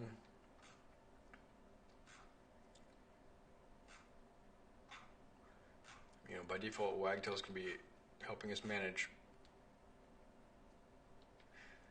page models, which actually, if I refresh, maybe we can already add a page, because I haven't told Wagtail that the urban design pattern can't just be installed in any arbitrary location in the content tree. I need to migrate those changes. So making the migration just creates a little file that takes your previous database structure and state, not state, but just structure, and moves you to a new structure. And then you got to actually run that migration. So it's two separate commands.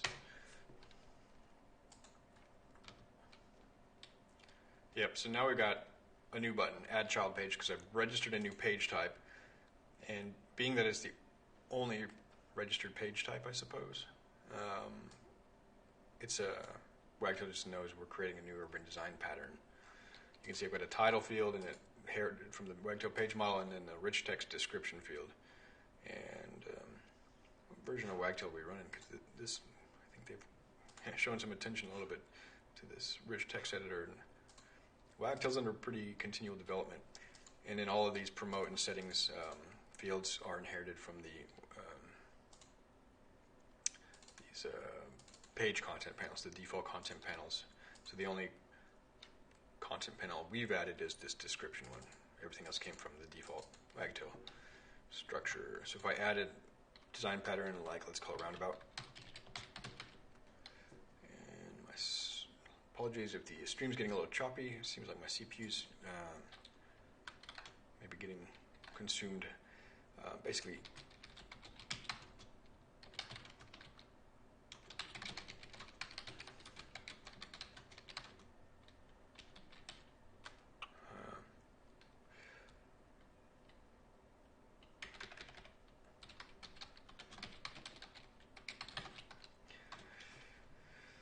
all right, and then we would tag it with like traffic, something like that.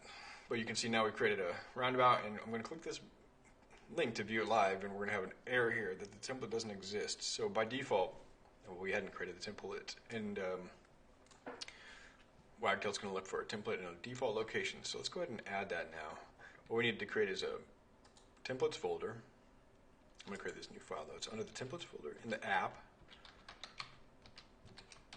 and then the app name, patterns, and then the template name. The reason for this is Django will collect all those templates into one sort of static, I don't think it's static directory, but they all follow the same templates prefix. And by that convention, you can find how Django projects are organized, and likewise Django can discover your templates in Wagtail in the location. Urban design patterns .html. Good, and we really need a base template for the whole project, to be honest, but I'll create a task for that.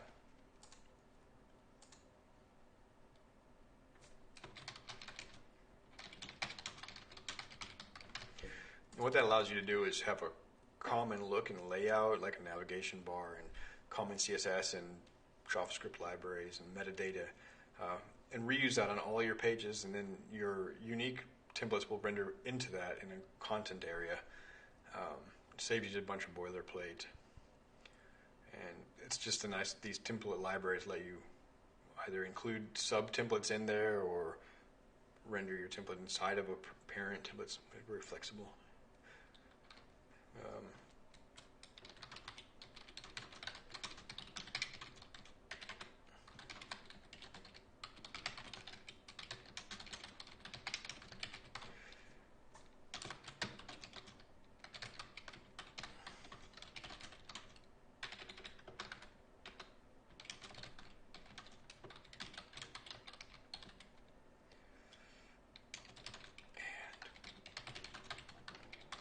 And this is one of the things that's automatically scaffolded by Wagtail, so I could probably kind of copy and paste this in there in a minute.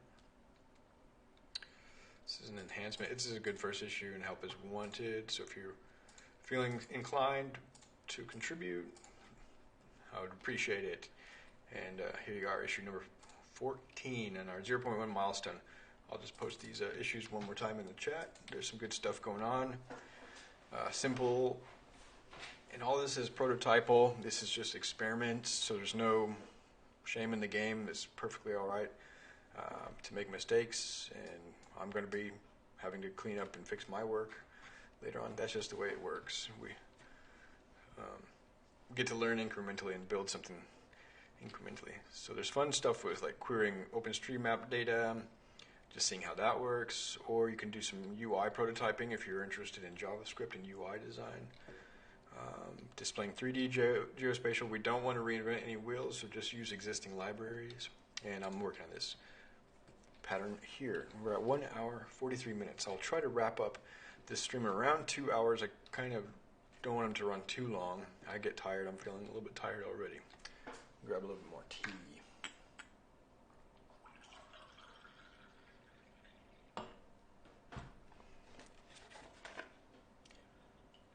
And I'll just give a shout out to the CodeBuddies community. We're rewriting CodeBuddies.org with the back end using Django, and the front end is going to be in React. It seems that's the current prototype. So if you want to get involved in an open source project and you're not interested in sustainable urban design, go by github.com/CodeBuddies, and there's a lot of help needed there. We got tasks for beginners and advanced developers and designers alike. Any skill set, you don't have to be a coder necessarily to contribute to these types of projects.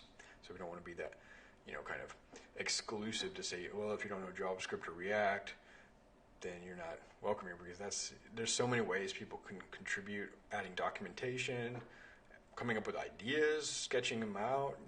There's a lot of ways to take these projects to the next level.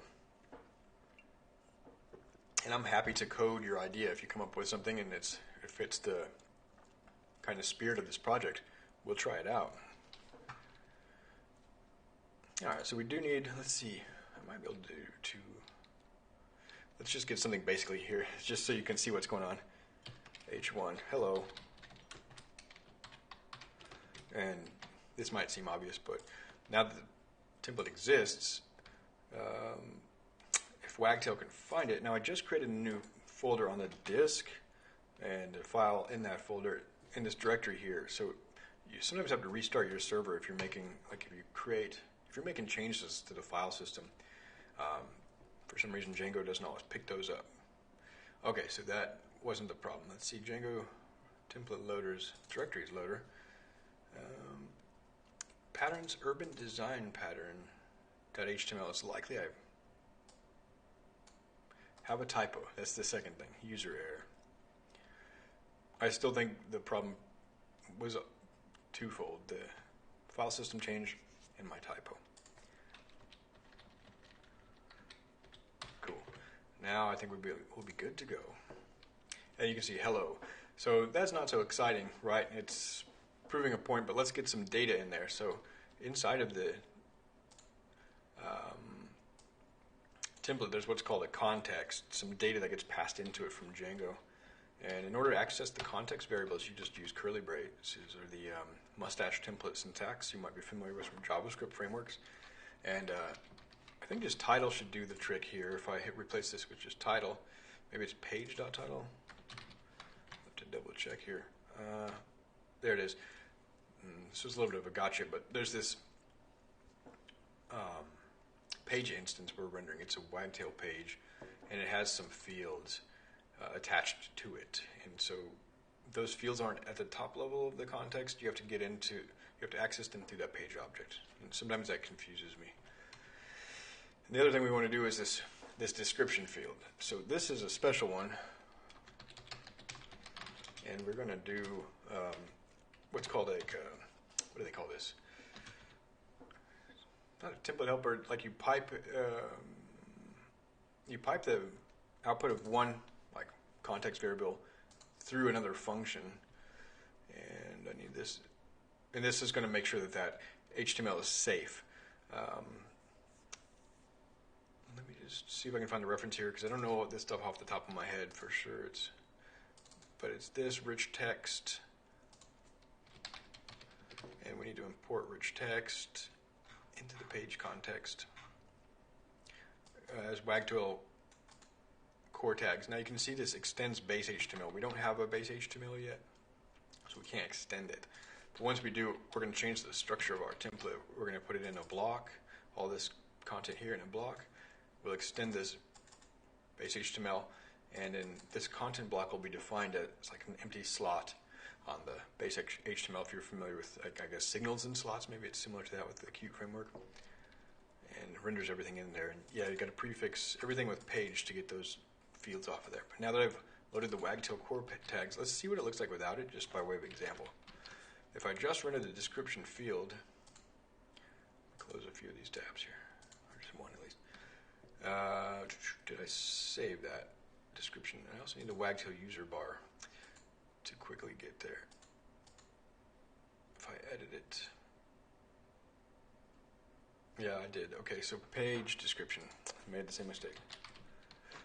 Page description, and if I view it live, now we can see it's got these HTML tags, so it's like just displaying them raw. But if I run this through the rich text filter, is what they're called, it'll actually render the rich text. So I could then edit and say, so busy intersections, maybe busy intersections, publish.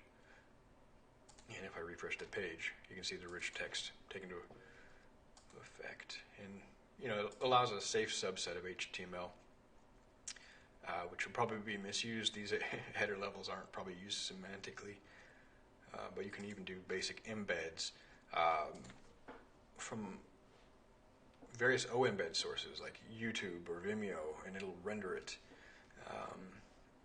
in a way you would expect it, like an inline YouTube video. Pretty neat. So I think actually the description could be sufficient for even embedding images and things like that as a start. So let's go ahead and look at the Trove categorization. We've got 10 minutes before it's been 2 hours. I'm going to try to wrap it up within the next 10 hours. 10 minutes, sorry, not 10 hours. I've only done one 12-hour live stream, and boy, was I tired at that end of that session. All right, so if we come back to the user guide, it is really useful.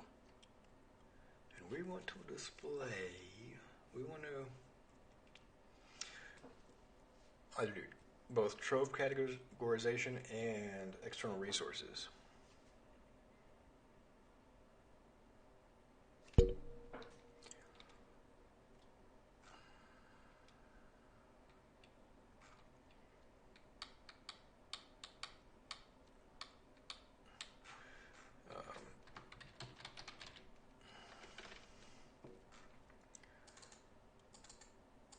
Hey, Dr. Unafraid, welcome to the channel. How have you been lately? Haven't seen you in a couple of weeks, I think.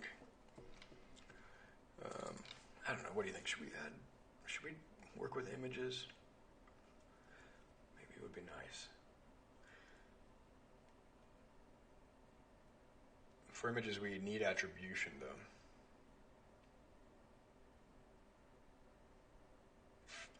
where it just starts to get a little bit just hesitant to do it because of the nature of the copyright industry. It's just such a mess. But that's pretty cool. I mean, you want to see some examples of roundabouts, right? Let me see what else we could do, though. There was one.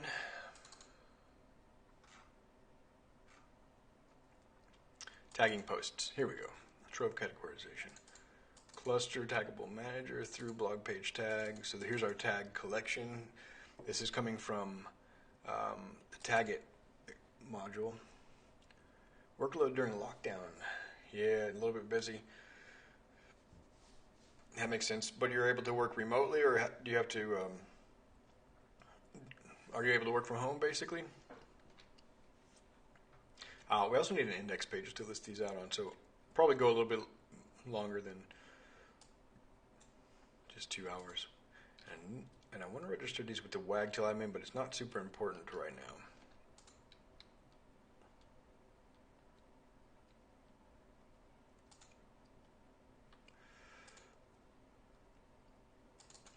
I guess design pattern tags could be in its own table, its own sort of taxonomy, so to speak, remotely. 100%. Okay, that's nice.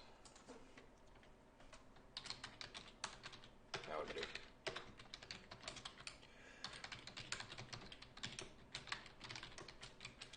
That's going to inherit from tag item base. So here's where I need to check my imports.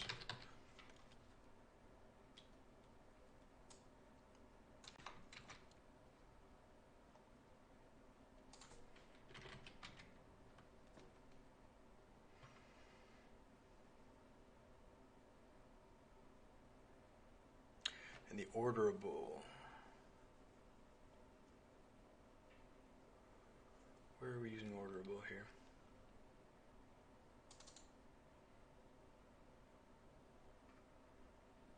I think that was used for the images, perhaps.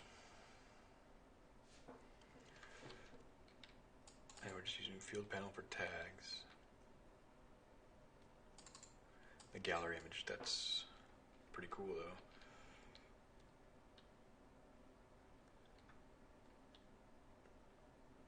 Oh, I don't know, but I think it's legal now to scrape LinkedIn data at a court in the United States. So that rule that public data is, it's legal for people to scrape it and make derivative works of it. So specifically in the case of LinkedIn, yeah. I can find you a reference to that.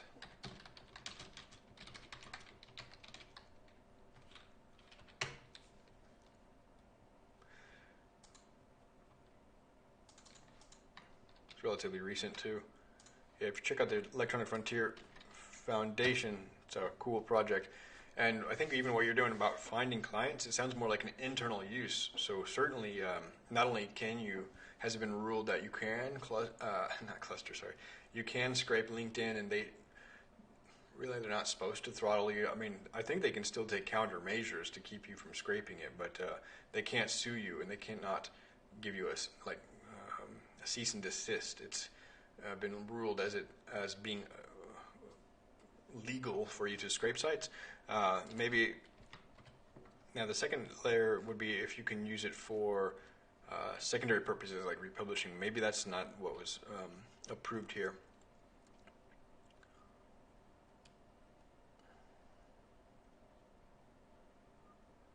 I mean, basically LinkedIn went pretty heavy-handed on that.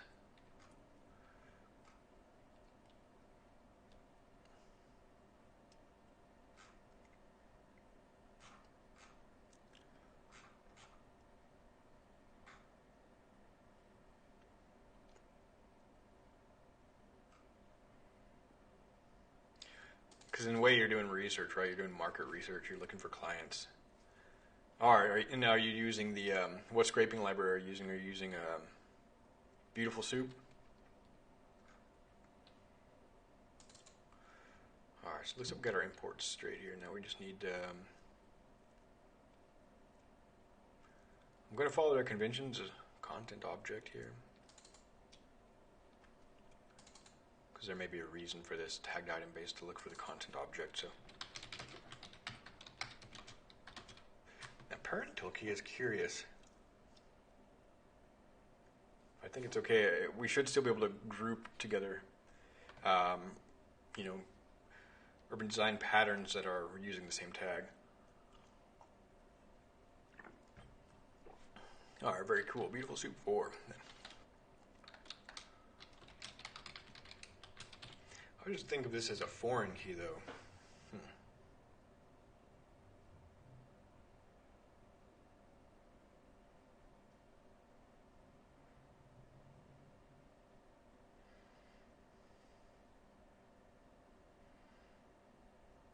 And we don't want to cascadingly delete these either. That's the strange thing. Why would this is...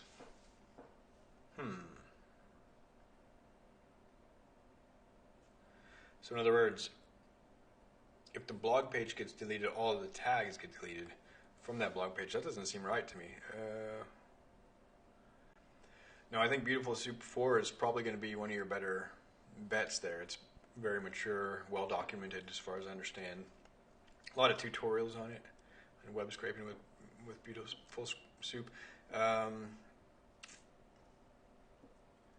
There might be like UI-driven approaches to web scraping, but I think if you don't mind working at a more imperative level, you'll have good results with Python and Beautiful Soup. I'm going to kind of differ from this recipe.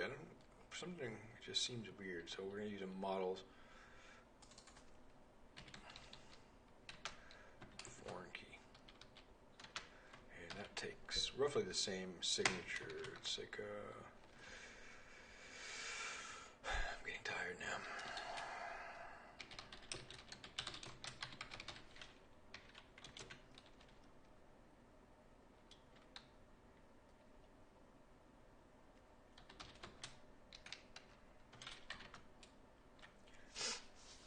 So when the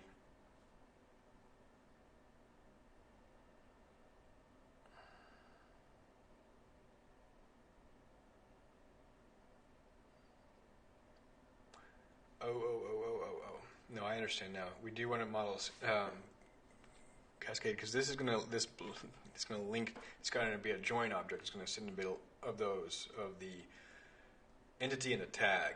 There's going to be a little object in between it. And when the entity gets deleted, then this, so like the urban design pattern gets deleted, then this joining entity in between it, so the urban design pattern tag should get deleted. But the tag itself won't get deleted because it could potentially be used in other places. So we're good to go. So parental key, let's see why they're doing parental key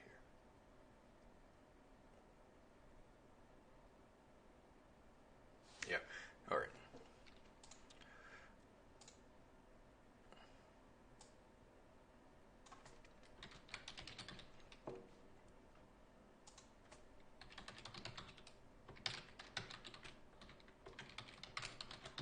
Related name is just going to give us, from any tag, it'll give us a way of fetching all of the tagged items. So using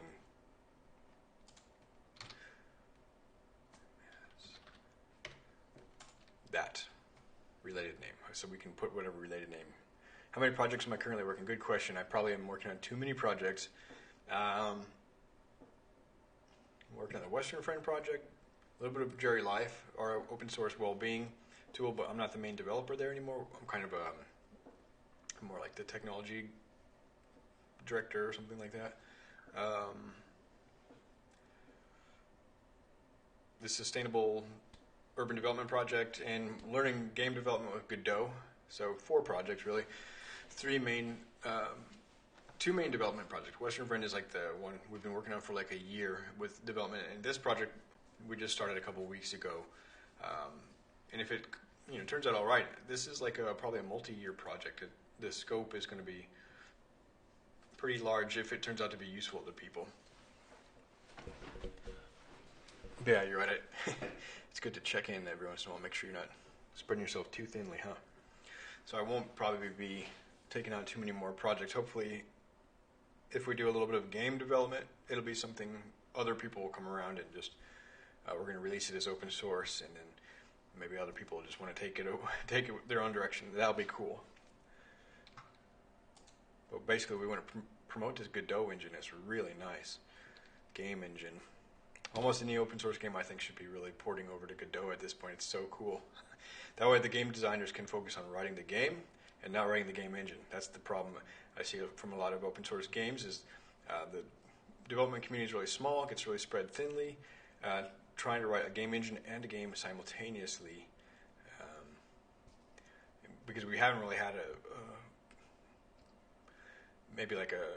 there's several open source game engines, so I don't want to dismiss those outright, but Godot is just somehow really remarkable. It's one of the nicest game engines I've seen. It's kind of coming along the lines of Unity or maybe Unreal Engine type of level of quality.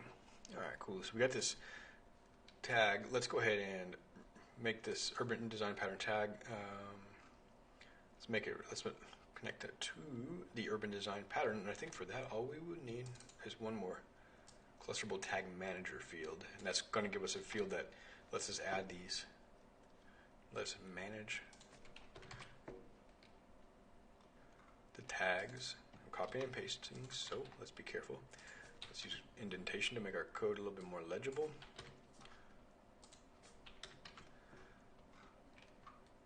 And tags is cool, or keywords.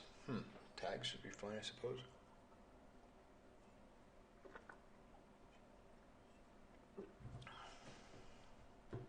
And it allows you to submit one that doesn't have a tag associated with it. Now in our content panels, that define the field, we needed to tell Wagtail how to render it.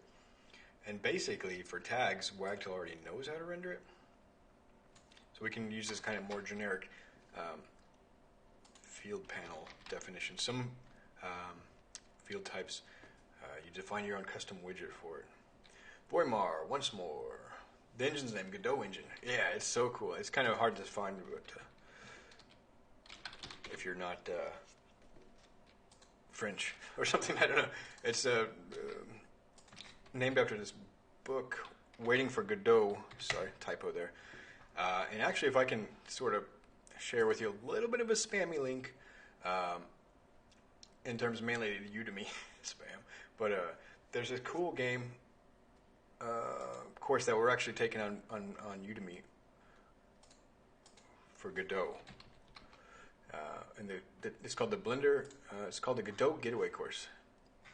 There's a few Godot courses, including a great YouTube channel with resources on there. I'm just having a few troubles clicking on my Udemy links here.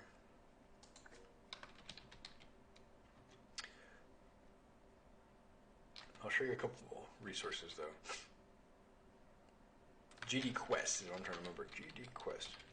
This is an excellent YouTube channel and community forming to promote open source game development using Godot, K-Rita, I don't know how to pronounce that one, Blender 3D, all these open source tools that are coming together to coalesce around to be like this really ideal open source, fully open source development stack. You've got Inkscape for vector graphics, GIMP, and K-Rita for raster type graphics and animation. Godot is a game engine. Over here you can see on the right side that you can make 2D and 3D games. It's got really advanced features. It's under continual development. They're already making progress on the 4.0 release. You can make games for Android, iOS, Windows, Mac, Linux, exporting them for the web. Everything is open source, pretty well documented, supported by the Software Freedom Conservancy. I mean, it's just a great project. I'm really excited about it. We're learning 3D game development. It's recommended to start with like 2D game development if you can, just so you get the basic concepts. I sort of didn't take that advice, and my son and I play mainly like these sort of open world exploration games, so we want to learn that type of game. It just so happens that let me just share this link. There's GD Quest that has some of the 2D, mainly 2D oriented tutorials. gdquest.com. A lot of them are free. There are some ways that you can support them by buying early access tutorials, but you can see they're using all open source tools, which is really nice. Ethos, and then there's this one course that I'm going to, it's a little bit spammy, but I'm going to promote it. It's a Udemy link, and I'm not getting any sort of kickbacks for it by any means. I'm just promoting it because I genuinely like the course content and the teacher, Jan Burrett, I think that's how you say his name. And it's called Godot Getaway. It's on sale right now for $10. Just Jan is a really great teacher. He's very engaging, really positive, really clear, humorous. And it's teaching to make a 3D game that's actually engaging. It's not just some, kind of space shooter or some rudimentary game that, tic-tac-toe or something like that. It's actual. He does have another course that takes you through more rudimentary games, but this is really cool. So yeah, if you're interested in doing game development, we might start streaming once I get a little bit more comfortable with Godot. But right now, I just want to get further down the road with this sustainable urban development project. And I'm digging working with Python and Django and Wagtail and GIS and stuff like that. So, but yeah, I don't know. I could perhaps put a poll up, like what kind of projects people would like to work on, but I don't want to, again, spread myself too thin. All right, so we're gonna have a new field here in just a minute. We'll get this field definition in place. So we got the field panel already there. I made changes to the models, and you see my linter automatically changed that.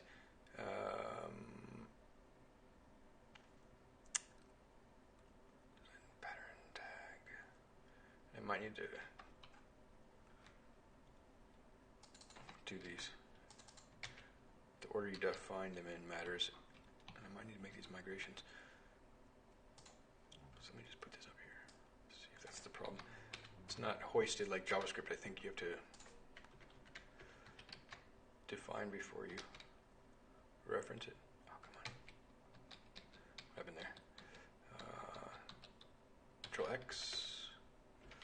Or with VS Code, can you do that alt move it up thing? Yeah. Okay, I should try that. I actually learned that from that Godot course in Udemy, because the Godot has a built-in IDE basically, and it comes with this language called GDScript, which is heavily inspired by Python. So if you're already kind of comfortable with Python, you'll enjoy GDScript. All right, so then now we're not getting that error, and we need to make our migrations there. Whoops, come on. Yeah, we can see how tired I'm getting. Hey, there's Max. The queries. Watching Code Buddies. It's Code Buddies live streaming also. Very cool.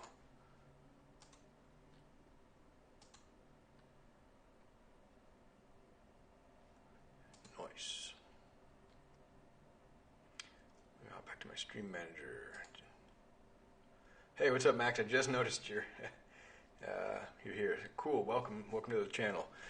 I'll probably go for about another half hour or so. There's a couple more things I want to tie up, but basically we've been building out the initial sort of urban design pattern library feature, and right before the stream I fleshed out some more ideas in the backlog. So if you're interested in any of these, just go ahead and say something in any of those issues, and maybe we can plan around a pair programming session on one of these things, where you can do some experiments in your free time.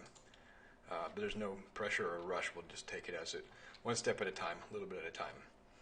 All right, so we've got these, basically a new pattern tag, table defined, and field attached. I needed to make these migrations, which Django will take a look at the previous state and the current state and write a file that helps us get between those two, like a kind of a diff. And we'll actually spell that correctly. We'll apply those changes to our SQLite database. Part of it is my teapot is right in my way, right where I'm trying to type, telling me I'm thirsty.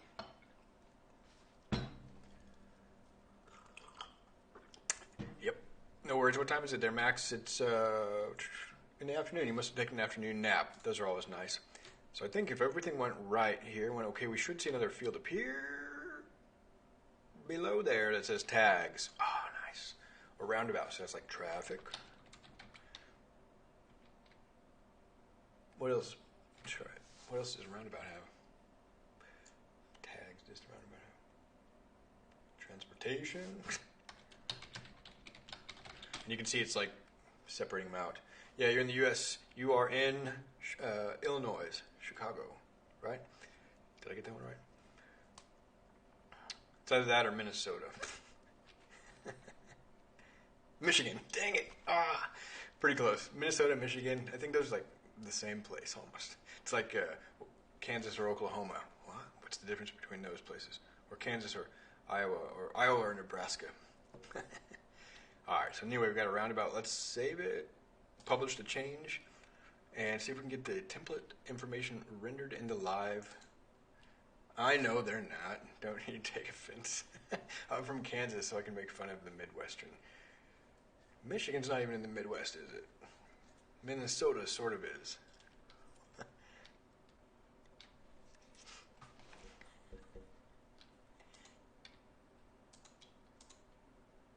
All right. So let me just see if there's more stuff I can copy and paste. Yeah. Basically, they do it here, so I'm just going to say page tags all. If there's page tags, page has tags, we're going to display them all. So we come back over here. Yeah, that's one thing I was going to work on is the base HTML. And let me just read this. So if there are some, if the count is more than 0, then it'll put a little div there that we can use for styling, and then a header level. See, this should be a header level 2. They don't have any context here, but people will just misuse this header all the time. For each of the tags, we will slugify the URL and link to it. Aha. So this is probably not going to work. We'll give it a try anyway.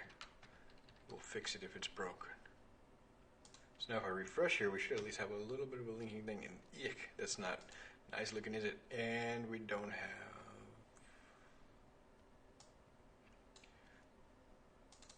slug URL for tags. So I have to read the guide a little bit better there. Yeah, I'm in Finland. Been here for 6 years now.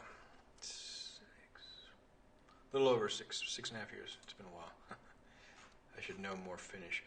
Alright, now here's where we actually needed the index page so we can render. We're going to define an index page for the tags, and we'll need an index page to just render the patterns as well as the tags. Alright, we will do this. First, let's pause for just a moment and take a small bio break, and I'll be right back. I'm going to add a base template, make these tags look a little nicer, add 2 index pages, one for that tag to list all the design patterns that are associated with the tag, and one for just design patterns to list them all, like a landing page. And then we'll call it an evening. I think that's going to be about 30 minutes, but just after these messages.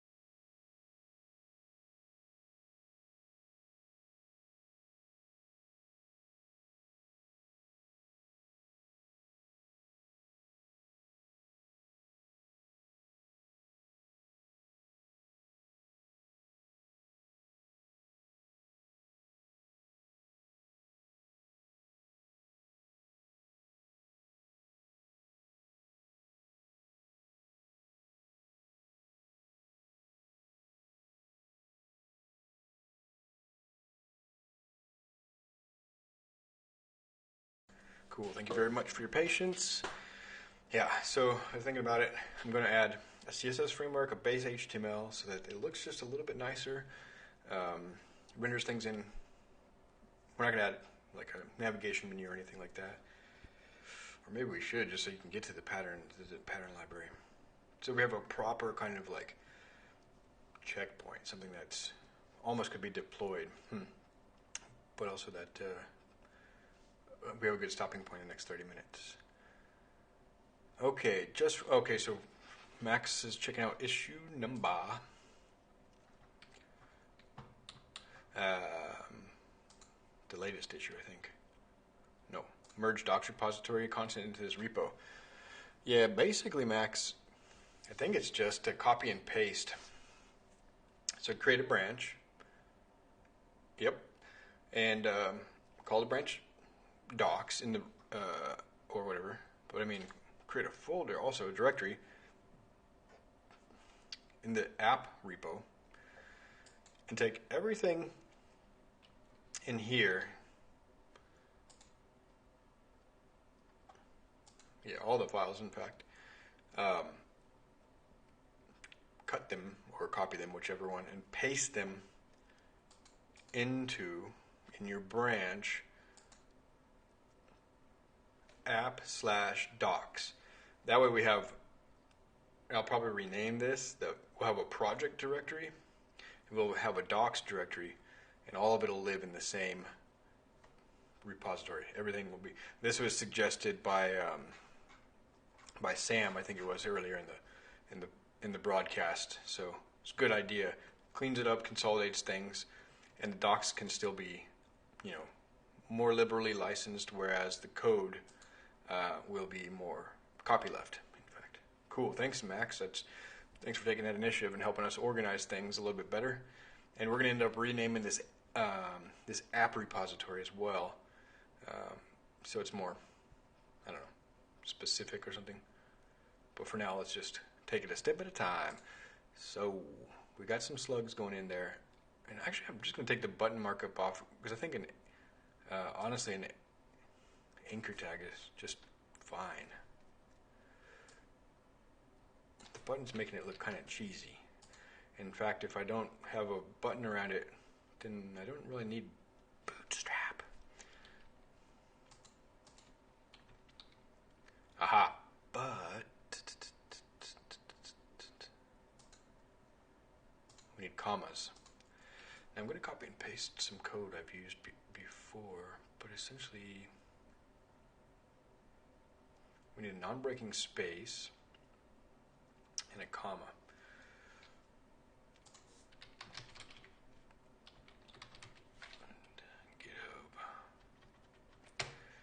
Where have I used this? When we're listing things. I've used it in the magazine. So a lot of these stuff I've learned here is actually coming from this Western Front project. We've been doing it for a year. If I look at our template, I've got this nice little snippet when we're listing out a magazine article.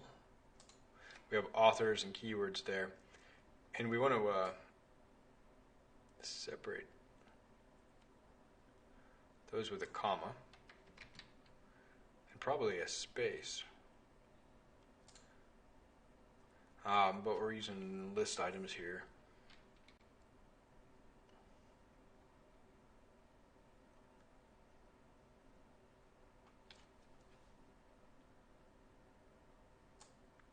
Yeah, we don't have any. Oh, there's.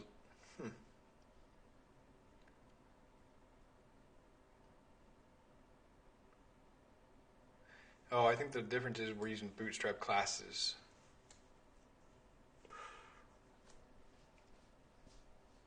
Six in one, half a dozen in another.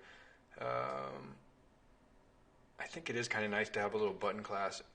Max, you mind if I use Bootstrap in this project? Is it forbidden? Is it not hipster enough for the hipster club? I think it's still hipster. Button. Bootstrap 4. So we're keeping up to date.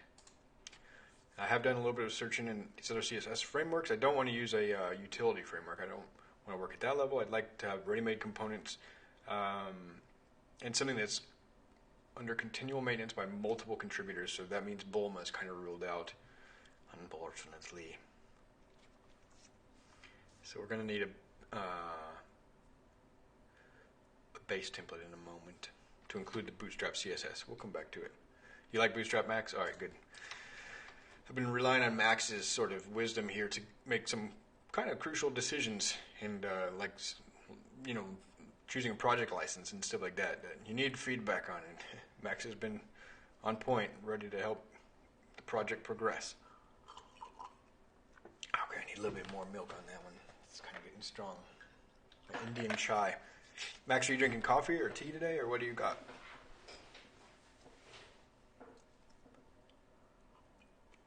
Okay. So. Which steps should we do next?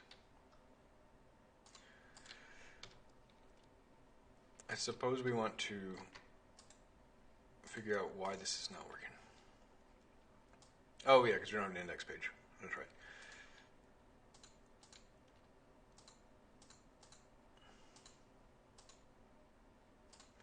So, back here to the models. I just migrated it in. No, I didn't.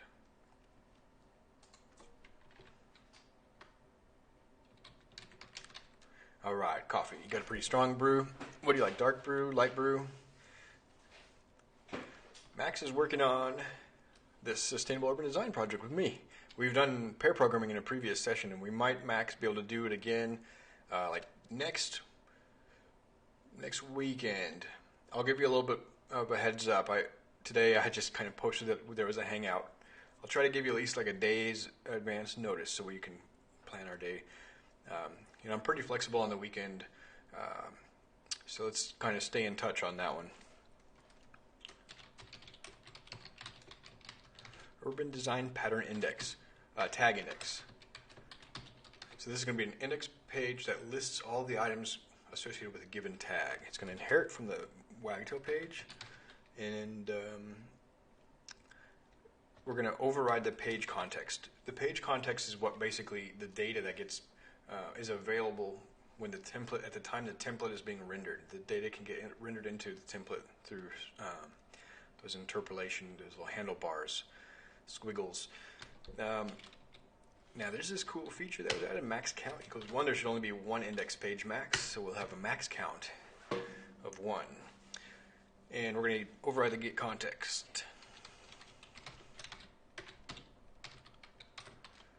And then we're going to pass the self in there and the request.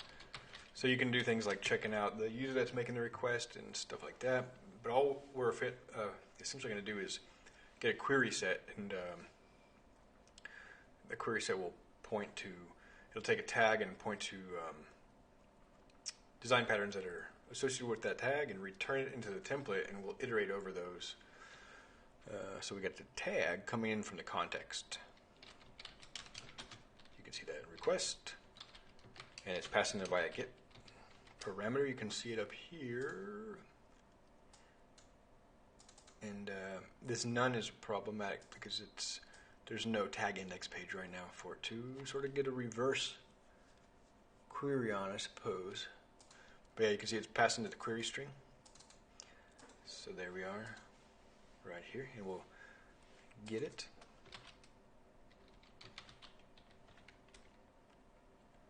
And then we'll grab the patterns.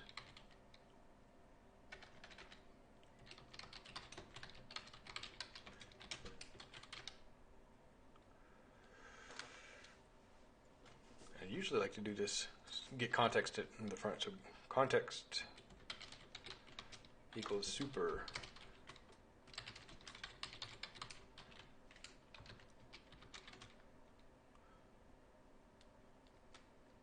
They're only giving it the request. But yeah, the more conventional ways is request args quargs.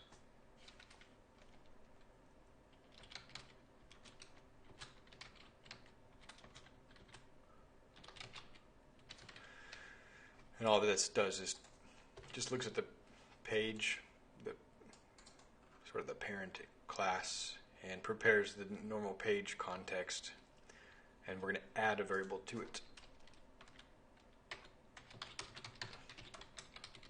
What are we doing here though? Yes, urban design pattern objects, isn't it?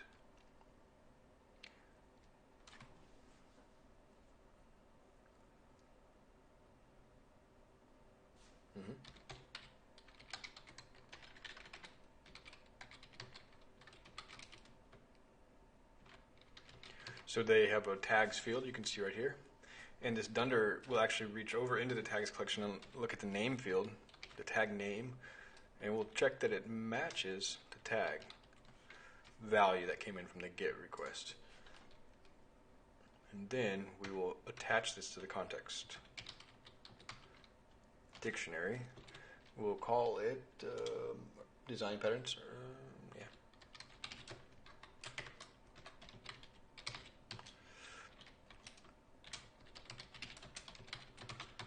And we will just return the context. Very cool.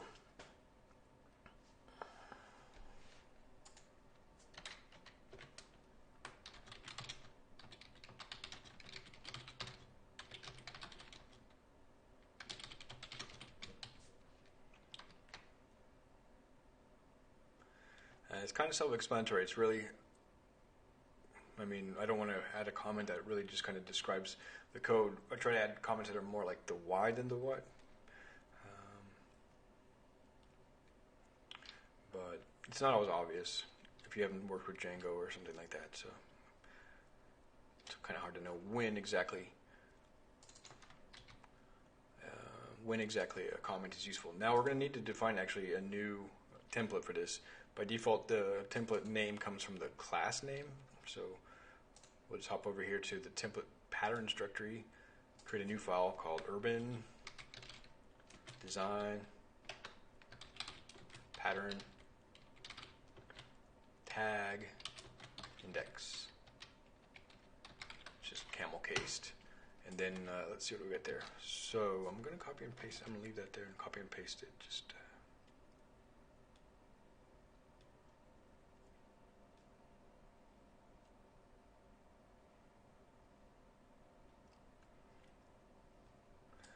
I'm going to go ahead and copy and paste this whole thing because we're going to need a base 8 HTML in just a moment.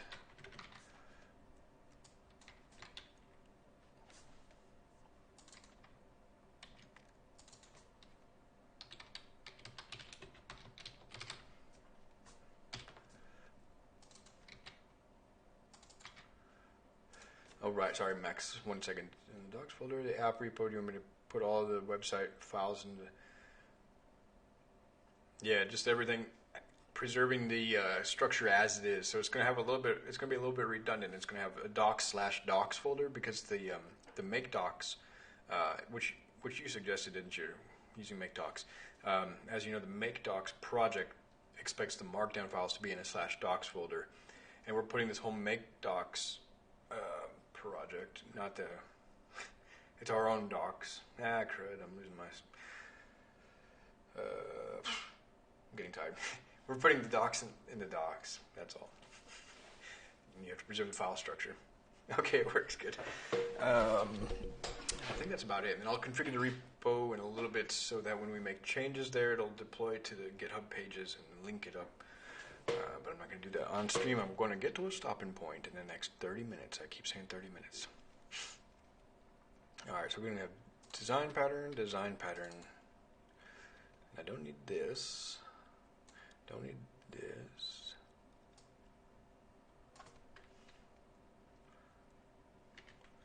All right, now we get to pick how we want these things to be styled.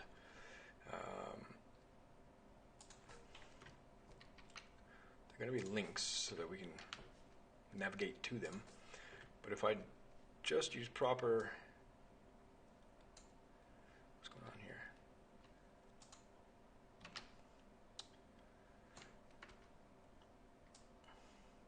Kind of tags like whoa.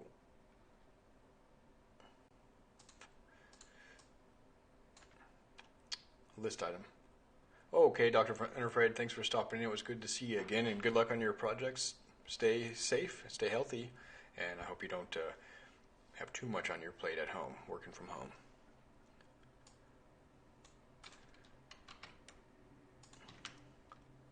Okay, cool. So I'm going to make this a list, an unordered list. We'll style it with Bootstrap. And we'll make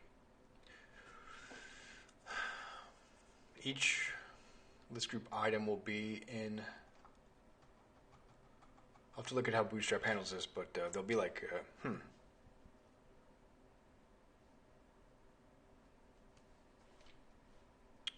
think you just put a class on that list group item.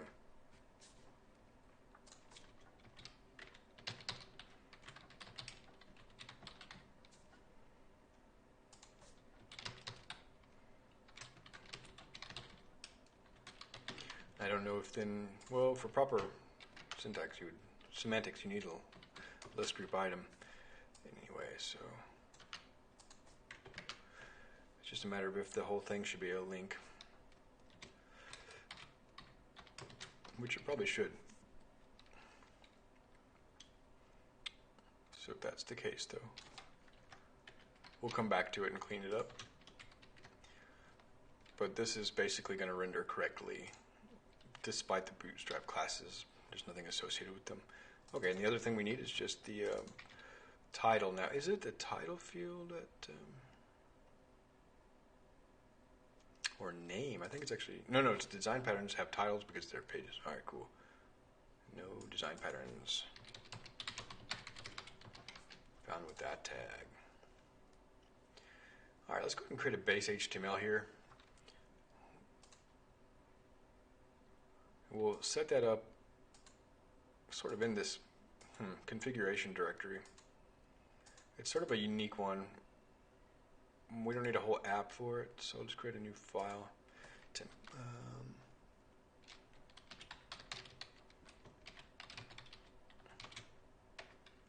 I think that's all you need. And I'm just going to sort of get a default wagtail base HTML, which may have changed in the recent versions of Wagtail. So let me just scaffold one of those off stream a little bit. Or I can do it on stream, can't I? Yeah. I'm actually not on a laptop. For some reason, Ubuntu named my computer a laptop.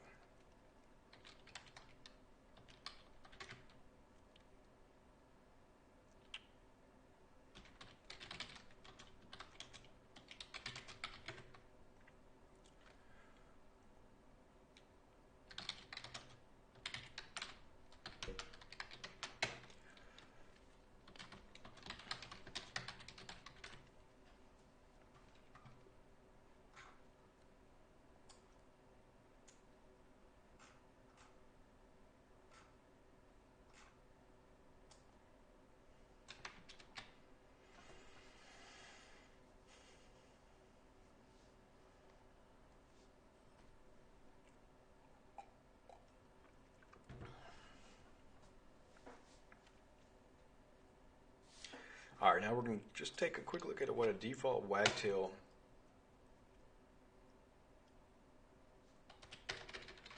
site looks like. So it lets you put it in a specific folder, but since I didn't have that folder, I just took the folder name off of there and it automatically created the My Site folder. That was a little bit confusing. So if you're just going to start a project and you know you're going to use Wagtail, it's actually just worth letting it scaffold it for you, because it kind of gives you some stuff out of the box, including a search page, a Docker file for easy deployment.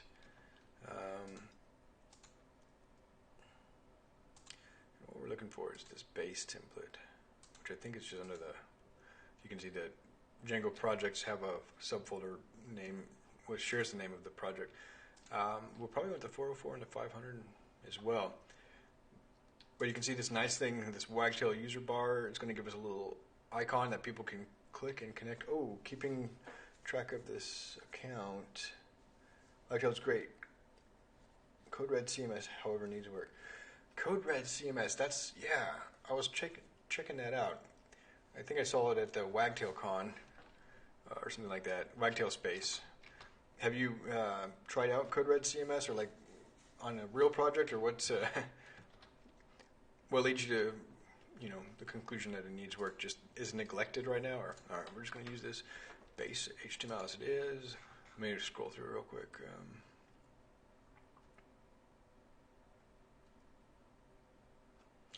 Yeah, and so the Wagtail pages come with search engine optimization stuff. So your metadata will be embedded in the title for search engines and places like Facebook to render your previews correctly. Then we're going to include CSS, the Bootstrap CSS here. You can override CSS on a per template basis. So any of these blocks, you can actually insert CSS into those, or content into those specifically, or more generically speaking, that is. It doesn't even have to be CSS that goes in this block. It's just the name kind of indicates that you should be putting CSS there wrapped in style tags. So we're going to render the Wagtail user bar. I don't really use this much, adding a class to the body, but maybe some people do that. Here's the important one. The content block is where the body, like the most, the stuff will render in there, and you probably recall seeing the content block here. That means the base HTML is going to render around this, and inside of that content block, all this stuff on this page is going to render. I'm just reviewing to see if there's any extra junk. And yeah, if we want to include some global JavaScript, we'll put them there. Since we don't have them, I'm just going to clean that up. And then you can also add additional JavaScript on a per template basis. This might be useful if we want to progressively enhance a page, like a view with Vue.js or something like that. I'm not going to go React because you have to have a build tool, and I don't like the coding style of React, and I think, I don't want to say too much negative about it, but it's just not something that resonates with my kind of development philosophy. So we'll try to progressively enhance the views where we need them, and Vue.js is one of a few JavaScript sort of framework library things that lets you do progressive enhancement. Coding with CodeRed right now, working on a marketing site and decided to try it out. Okay, so is this marketing site going to go sort of more production, or is it kind of a sort of a pedagogical project? And we don't have any custom CSS right now, so I'll just go ahead and drop that out. And I guess while we're here, why don't we just go ahead and include Bootstrap from a CDN? What are your thoughts on CDNs? Is it privacy concern?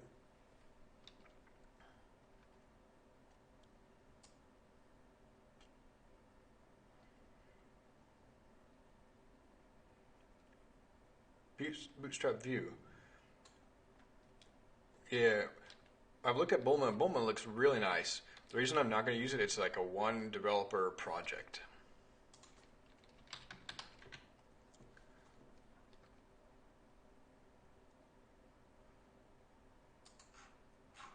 Okay, and that's a different take on Bulma. I wasn't quite expecting. I didn't realize that. But, it's such a nice, it is very elegant. Let's just go to their GitHub, though.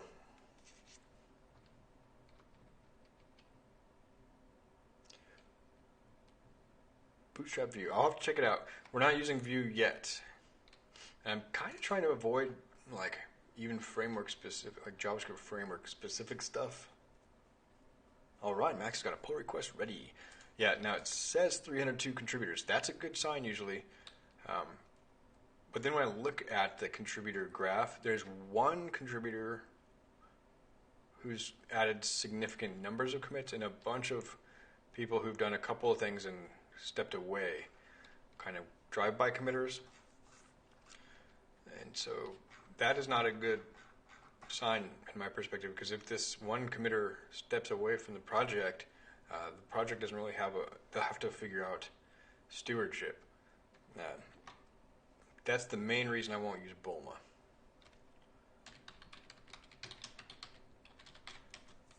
But let's just take out for fairness sake. And I have done, and I don't want to use a utility framework because again I want ready-made components. I don't want to think at that level.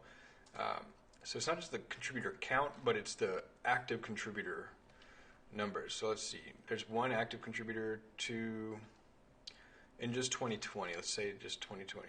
But you can see some people have been with the project for a long time. And there's at least, well, people, let's say a threshold of 15 commits. There's at least 6 people with 15 commits in this year range, and a couple of them who've been very active. So that is, it's got a long history, just like Bulma. Both of them have had stable development, but Bulma is just the product of one developer.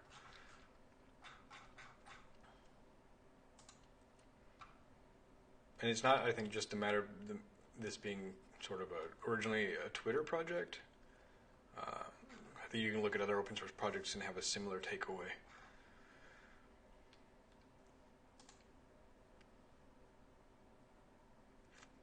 But yeah, other than that, I think it's a good project.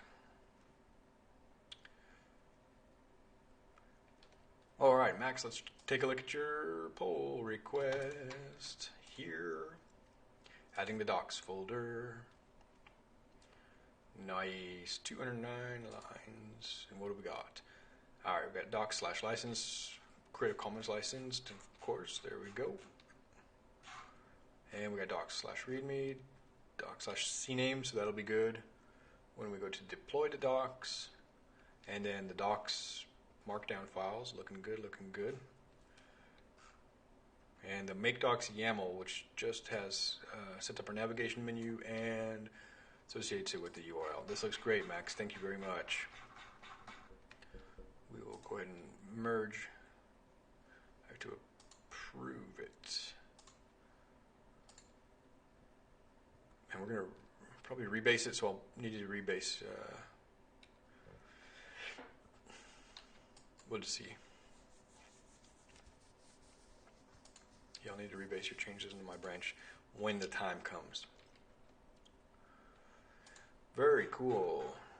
Our docs are migrated, so I'll clean up the other repo. One quick tip, Max, is actually if you did a good job here in linking the issue, referencing it, but GitHub is actually aware of if you use a couple keywords like closes or fixes and then an issue number. I'll show you the links to these keywords. GitHub will then actually automatically link the issue, and when the pull request is merged, it'll automatically close the issue. In this case, I didn't catch it in time. I merged it before I realized that. So it's closing. Yeah, GitHub issues with keywords. Something like that.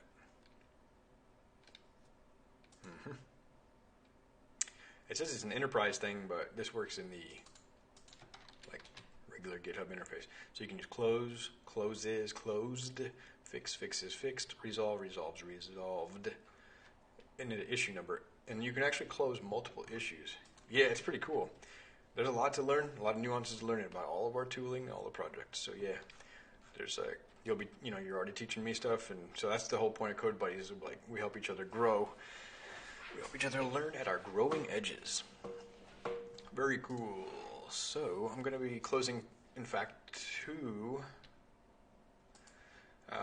issues with my pull request when I open it, but I'm not quite ready to open it. Max, are you interested in any other kind of these a little more challenging tasks? Making like a simple, so to speak, experiment or prototype. Now, keeping track of this account, I'm just saying, is recommending Bootstrap View. We could also take a look at View in Bootstrap. View specifically to mock up this UI. Actually, that's the keyword. Max, if you would be interested, getting out your vector editing tool. Oh yeah, actually that's a great one. Password reset, stuff like that. Perfect.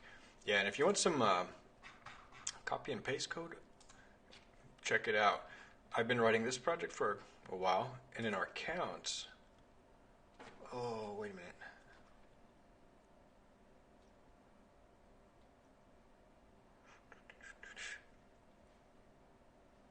Let me just find these real quick.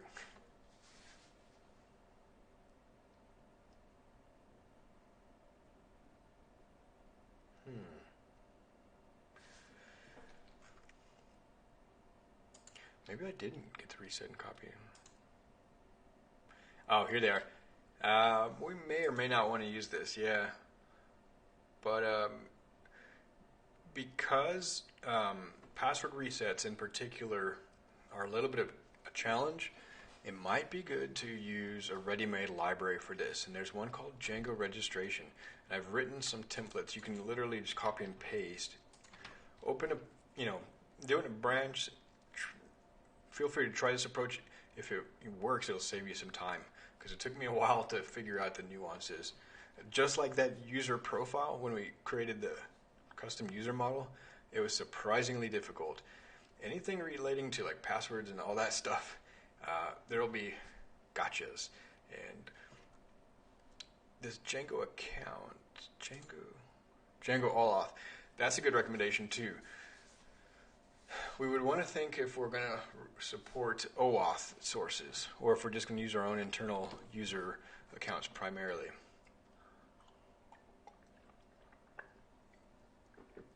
Yeah. So Macs, you can try out Django AllAuth, certainly. Just make sure it plays well with... Yep, all right, then go ahead and give Django AllAuth a try. I've heard great things about it either. Yeah, it's kind of like a...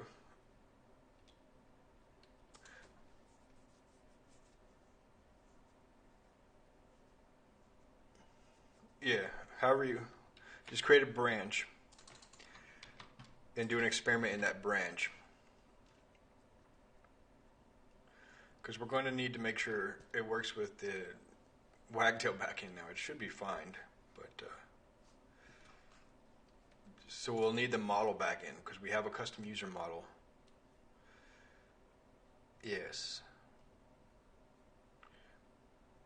And then you can pick the authentication backend and wow, look at all these providers. This is crazy.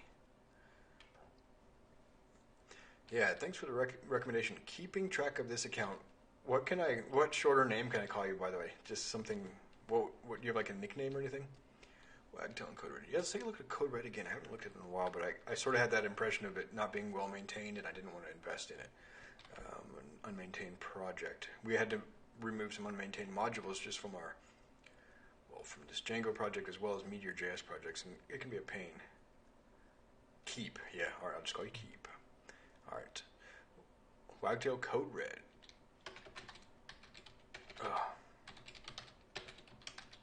CMS.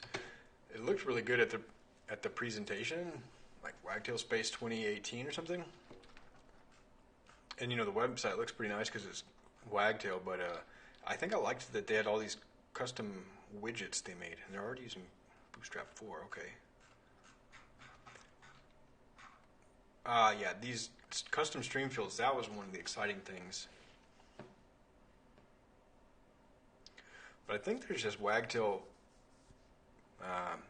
kind of a Wagtail plugin or whatever you'd call it, that defines some of these custom stream fields for you, so you don't need the whole CodeRed for that. I don't know exactly. What value does CodeRed offer, do you suppose? Do you see?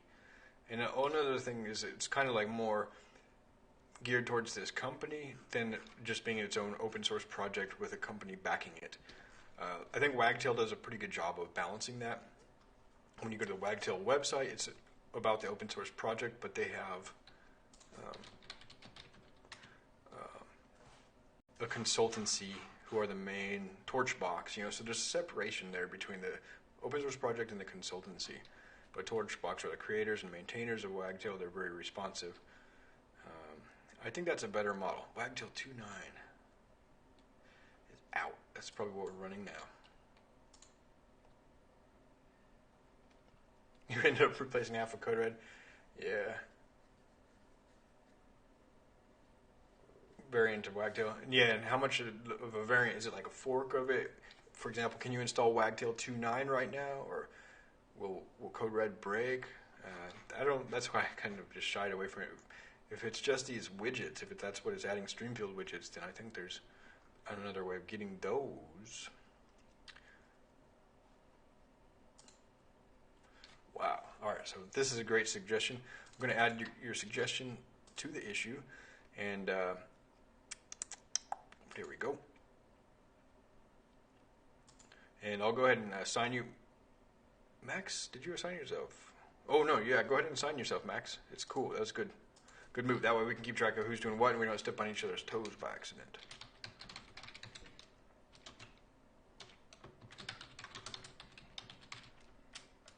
So I'm just going to put this resource in there for reference.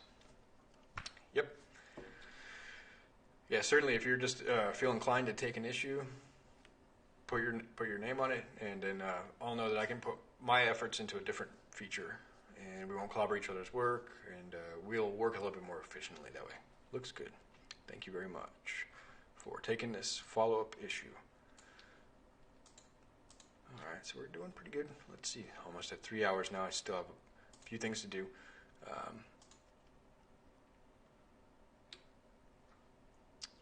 So I think I will take the 500 and 400 templates as well. I think, how nice are those? Let's double check.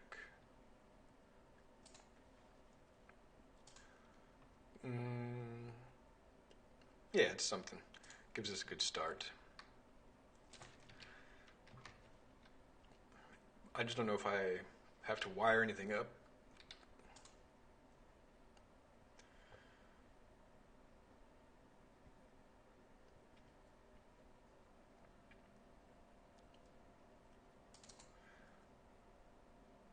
And the search views is going to be pretty cool too. Maybe we'll come back to that.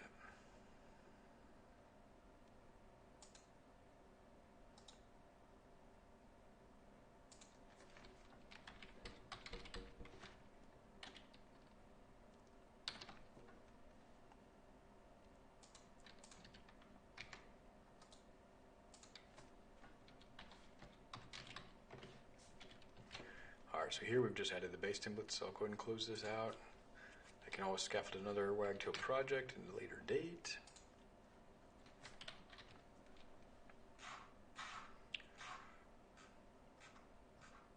We're defining our index page.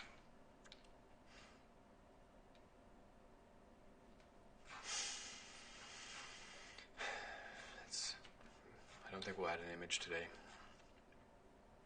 We want these tags.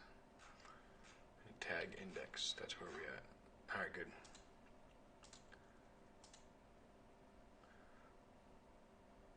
So we're going to add Bootstrap.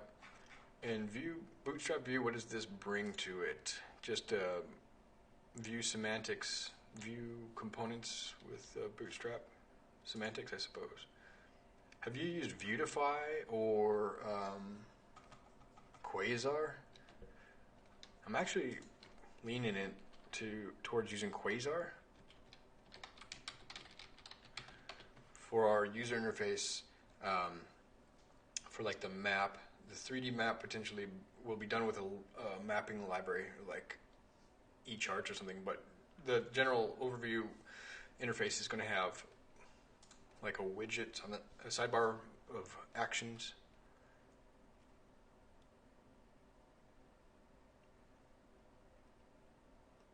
Oh, that's all Viewtify does is it removes jQuery. I'm not really averse to using jQuery. And not Viewtify, but Vue.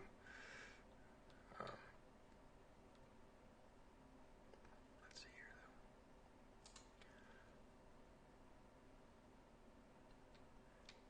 Let's see if I can find a quick example. Essentially, we have this menu, perhaps, is the component name. One of them has if I do a kitchen sink demo, I think.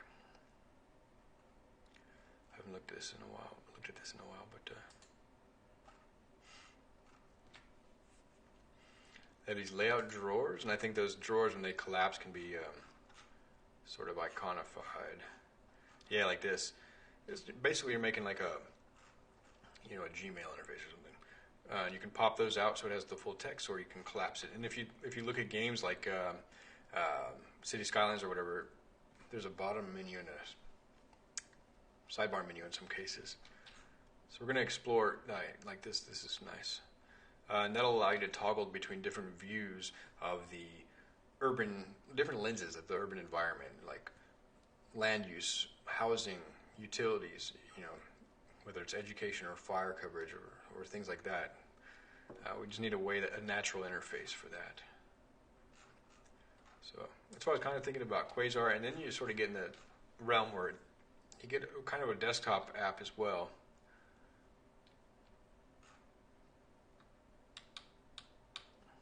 Yeah, anyway, there's no decisions about that, but leaning heavily towards Vue at the very least for the progressive enhancement.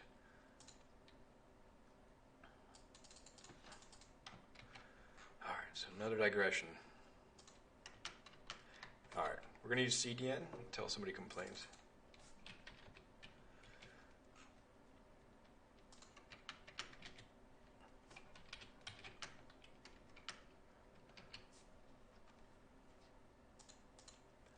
All right, then we don't have this ready yet, but if I go back one and I go to the roundabout and we check our base. Let me commit these in there again. So 400.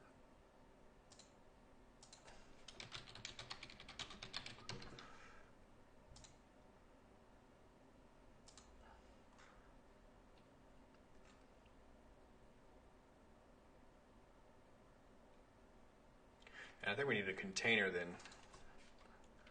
Can't remember if you just need a container here.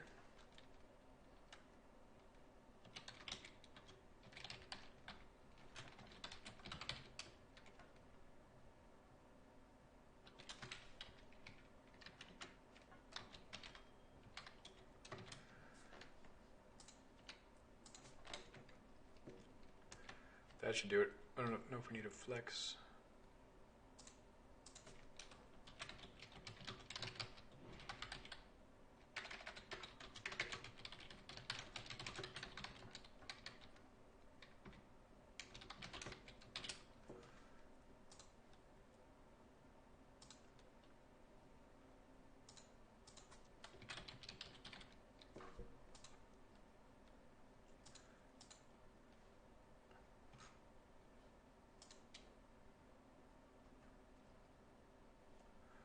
Let me just double check before we get too carried away.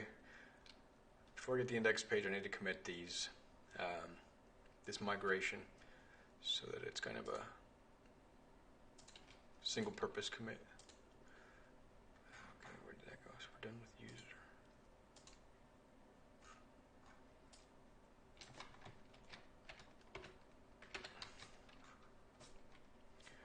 All right.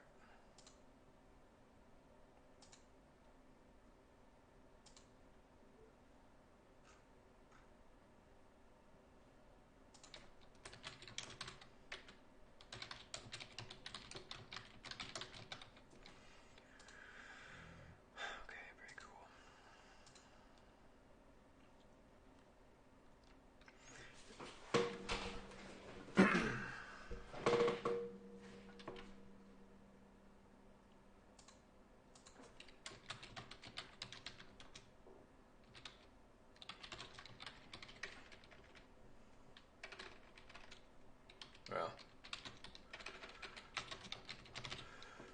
do that.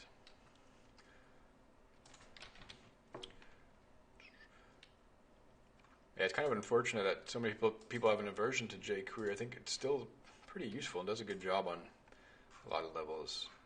I don't think we're not using it here, but actually we are. Sorry, just added it. I think it's all right to keep around.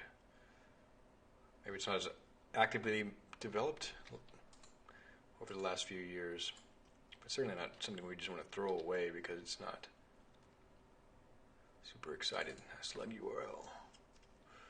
I think I'm missing some configuration there.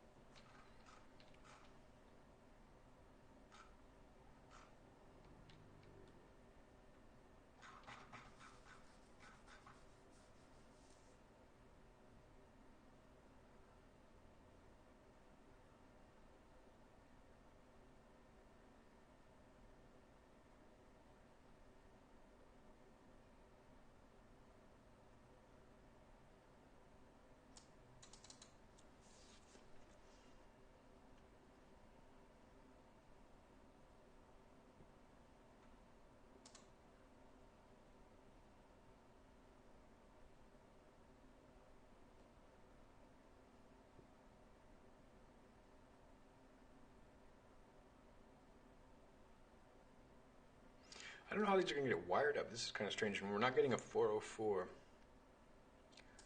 Or we sort of are actually getting a 404. It's just a debug message. Alright, so let's now include our base HTML. Where's it extends.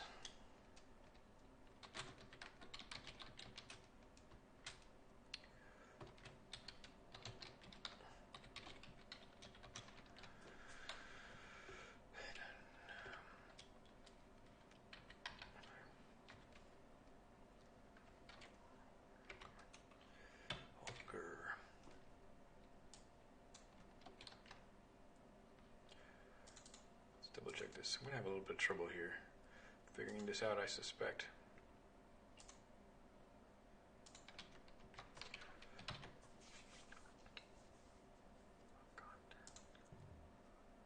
And we want to put this all in the block contents.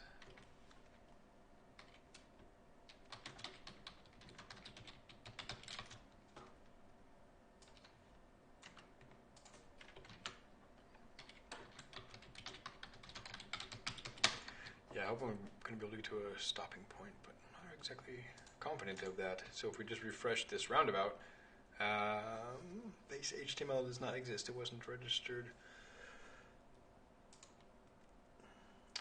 So it's not looking in the templates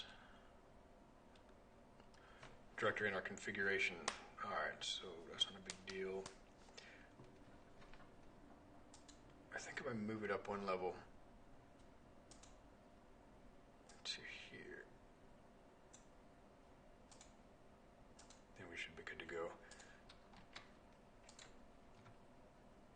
No.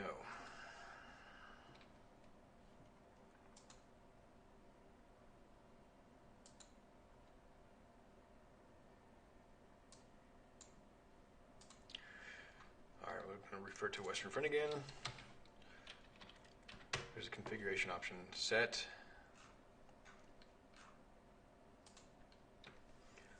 Yeah, these little gotchas, they don't really stick with your long-term memory. So we have directories, there's the project directory, and then search the app directory. So that's the problem here. I think this is something that Wagtail configures by default as well to make it a little easier for you to get started. So if we go to our settings, Pi, and we go to our templates variable, you can see our directories is empty. So we'll just go ahead and add this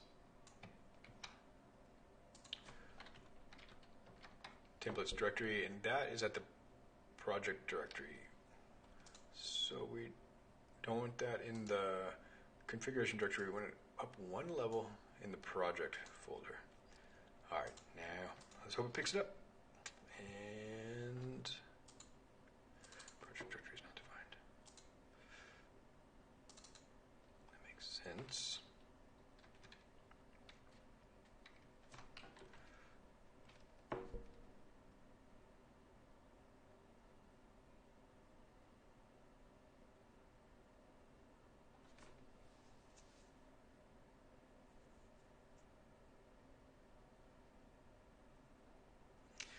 I think this file refers to manage Pi or something like that.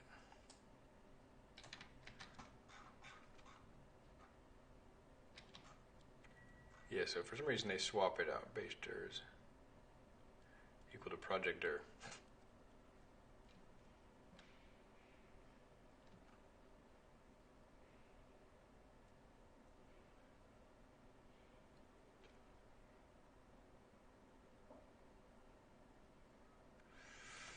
It's a little bit confusing. So the dir name for the project dir.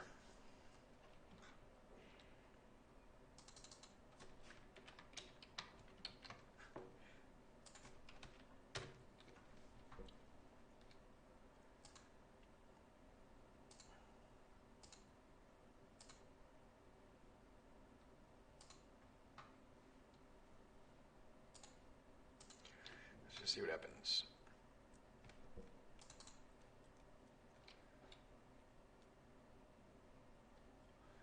I think that threw off the SQLite. So I can't just swap that out, man. It's unfortunate.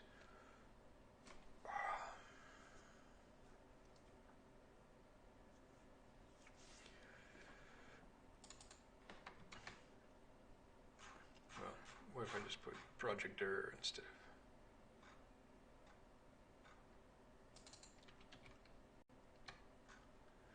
Sorry.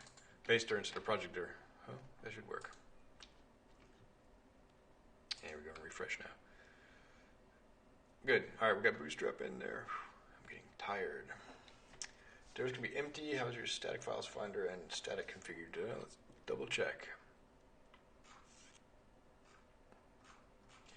We got static root and media. I don't have static files finder defined. I've never done that, in fact. Where, what's the sort of point, or what does the static files finder do? I have the is it sort of like looking for static files in particular subdirectories, sort of like the templates? We'll look in app directories, for example. And what's the default behavior of the static files finder? And the second thing is, why is this none? So this is the main problem I'm going to get. Oh, it's the order of finding static files. Okay, that's cool. I've got to figure out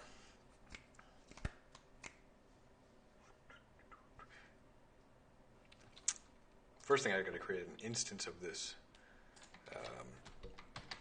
template. Sorry, the tag index page. So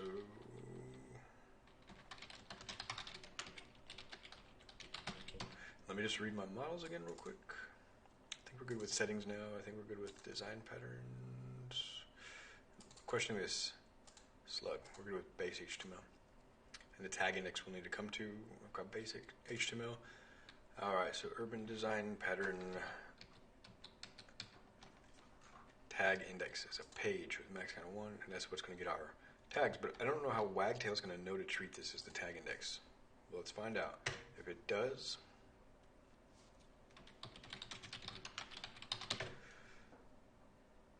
and then I'll need to add a constraint that tags should only be created under... No, it doesn't matter because it's using a query string parameter.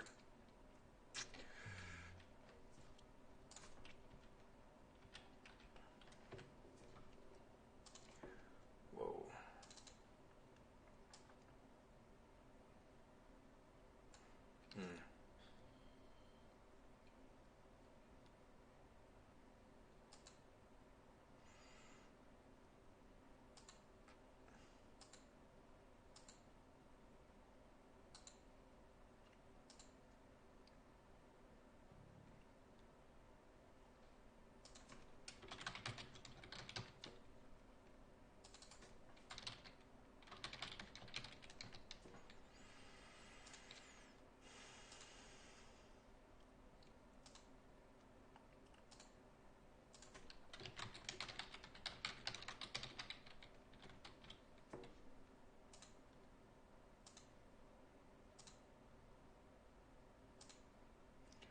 We'll make sure this works, then I'll commit it. Oh, I didn't mean to stage everything now.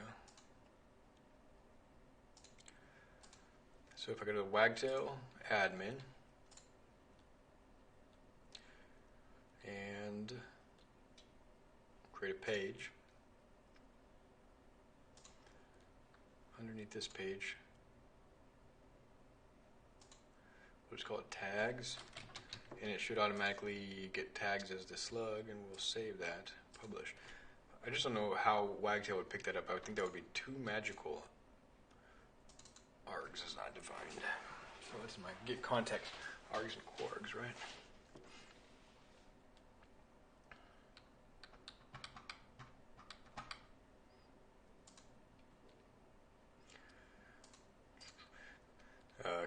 Are you using any keyword tagging? I imagine with marketing, you might be tagging things like prospects or products. I'm not sure exactly what kind of things you're marketing on your site.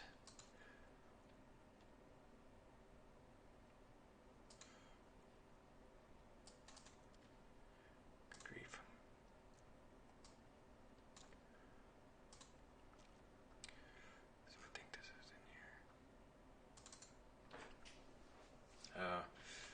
didn't pass in args and chords there, perhaps.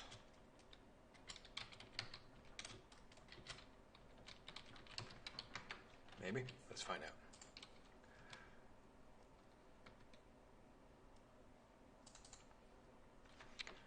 Okay, now we're getting somewhere.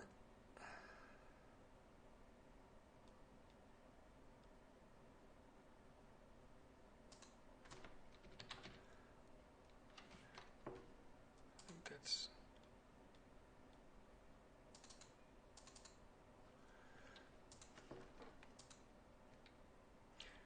What's up, Max? How are you doing? Are you working on that, having any troubles with the user authentication? Oh, yeah, of course. Mother's Day, yeah, it's good to spend time with your mom. This project's it doesn't in all way supersede Mother's Day, certainly. We can do this next weekend.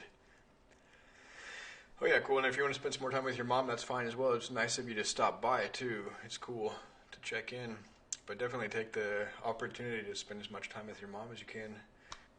If the weather's nice, go for a walk or a hike or something like that. Why is this giving me trouble here? Why is this giving me trouble?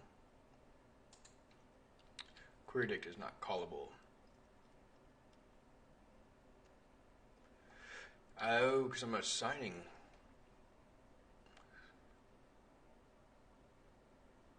Let me just read very carefully. So first we get the tag.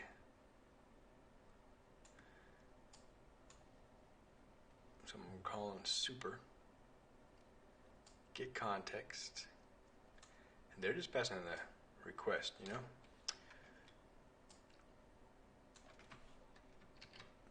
Then we're getting a tag from the request.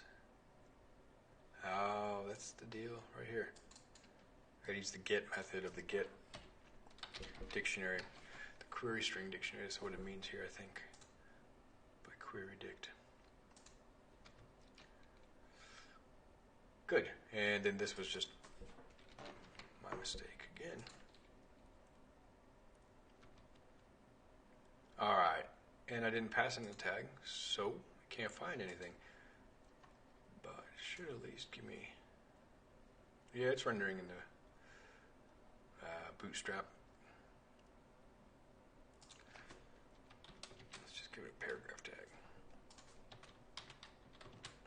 And a header.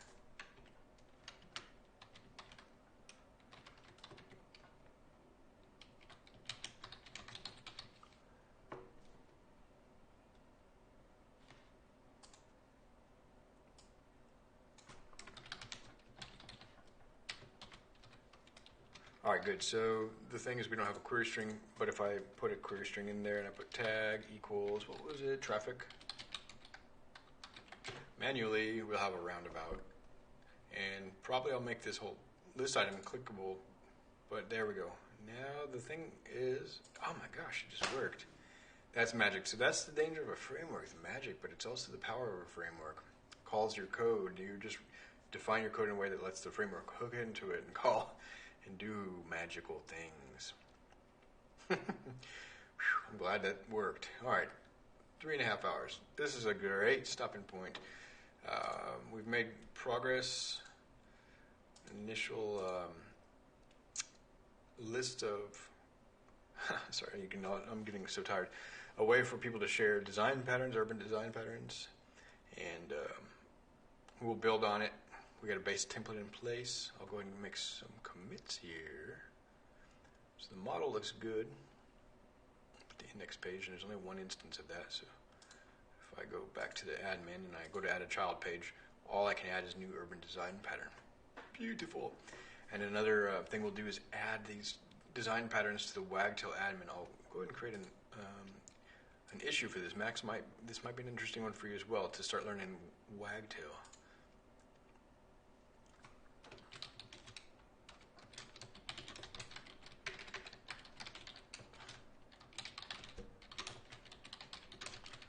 And we can certainly do a pair programming session because I've already done this, and it's just a good way for you to learn through osmosis, just checking it out.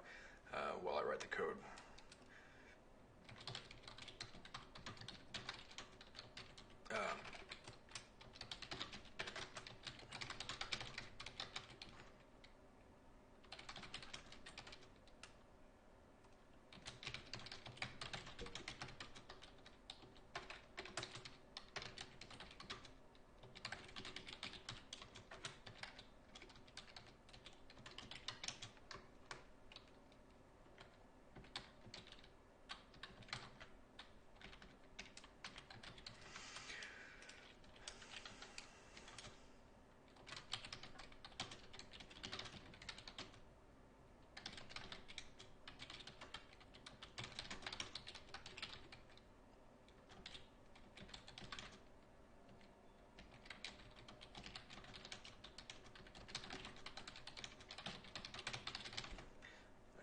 A link to that, but I couldn't find it. Wagtail. Customize the admin template? No, it's the menu.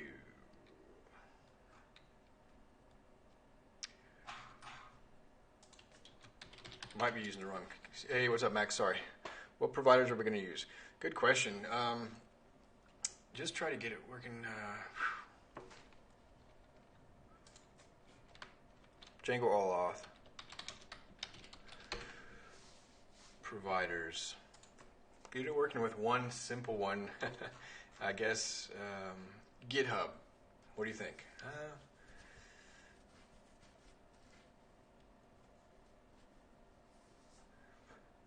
Let's see. What's the name of that? Discourse. It's not in there.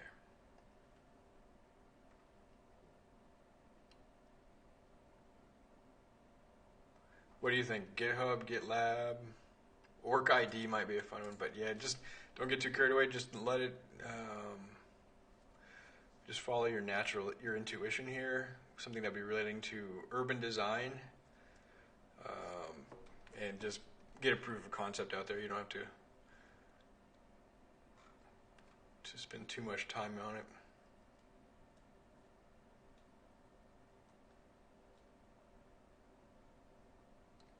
Yeah, that's right.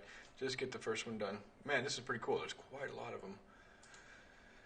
So thanks for the recommendation there. Oh, here it is, model admin. This is the one I was looking for. So you can customize the model admin. This is pretty nice. I'll just add the link here to the issue.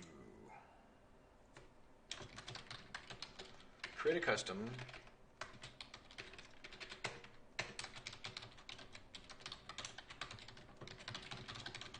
For the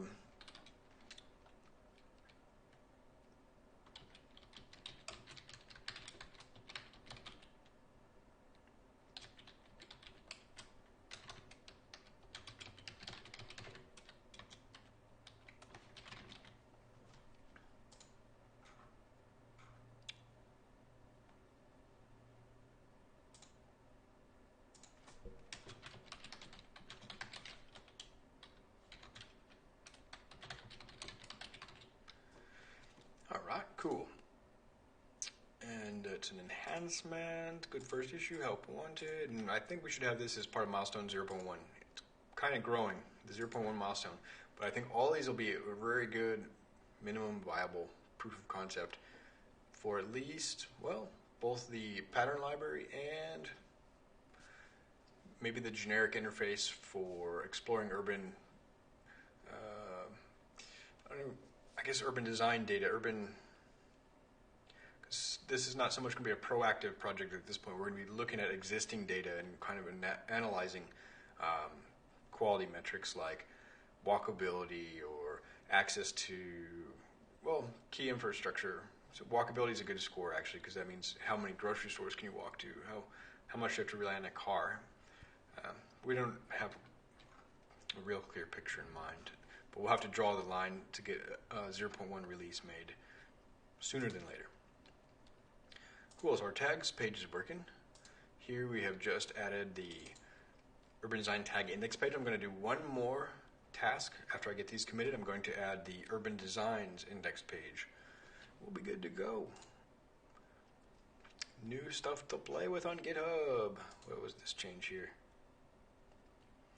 That was getting the urban design tag index working.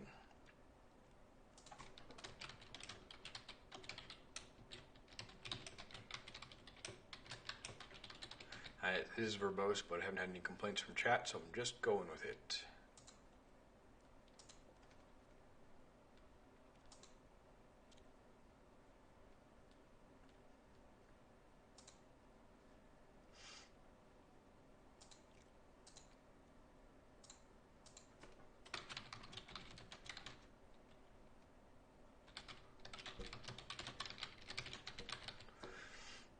Good to go.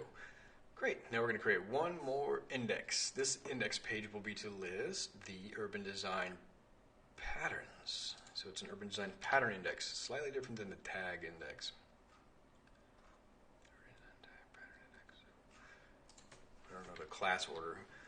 Keep, if you're still around, how do you organize your classes? Are you working on an open source project, by the way? I can check out some of your structure. How do you organize your model classes? Do you alphabetize them, or what do you recommend there?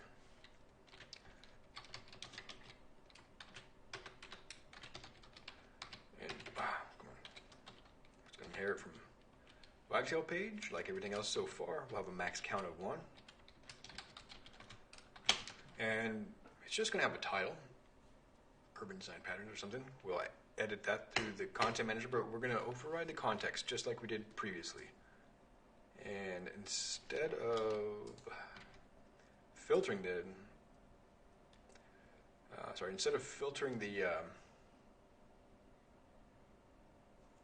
urban design patterns by tag, we're just going to return them all. I was wondering if I could kind of consolidate this view. In fact, the tag index might be a little bit redundant. Because essentially, if this tag is present, I could just use that inside of the urban design pattern index to filter down the patterns.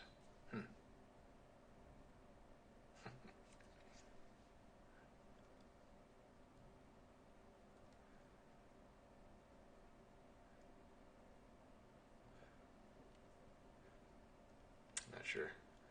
All right, I'll be right back. I need one more bio break. I'm going to leave it well enough alone here. I'm going to get this to work in just a moment. We should be good to go. I'll be right back.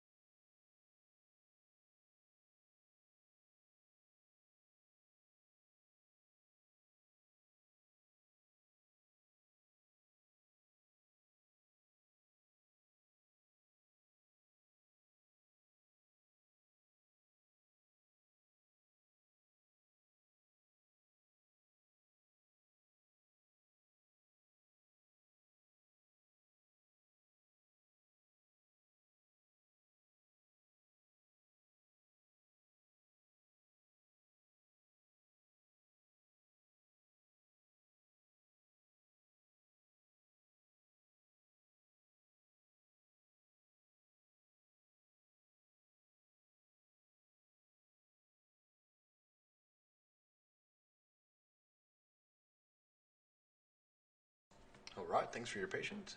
I am down to my last cup of tea. It's pretty good, though. An Indian spiced chai tea. So yeah, I think I need to leave this design pattern tag index alone because something about Wagtail is looking for like a page at /tags, and if we don't have a page at /tags, then the tag URL helper won't work. We might reorganize this later, but I think we're okay. It's just a little bit of a sort of, not ceremony, but man, you got to add these index pages in order for stuff to work. But in any case, so we're going to have an urban design pattern index page that's going to list all the design patterns. Same exact code without the tag filtering. So we just want all instead of filtering by tag. We have one max count, and need to make the migration.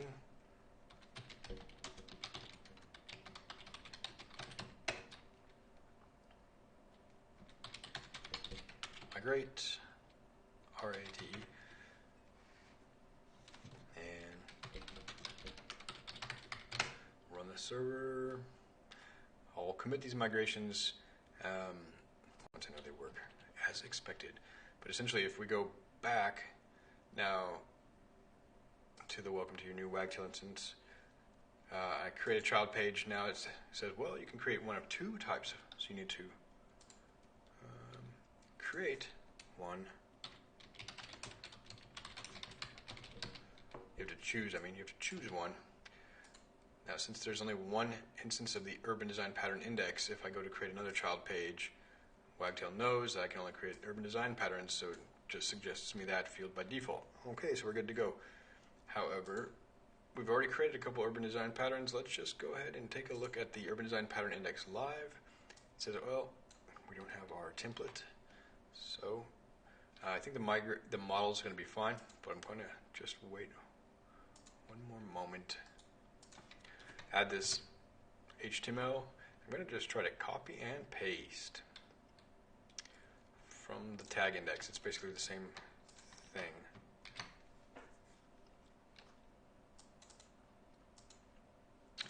As the pattern tag and pattern index are really the same code, because we pass in the design context, design patterns into the template context. This should not be a header 4, it should be a header 1, because it's the topmost header on the page. And we don't want to hard code the text, we actually want to use the page.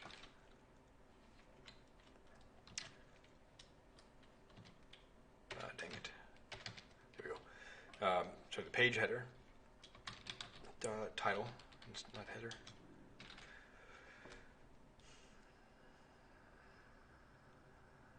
And there shouldn't be.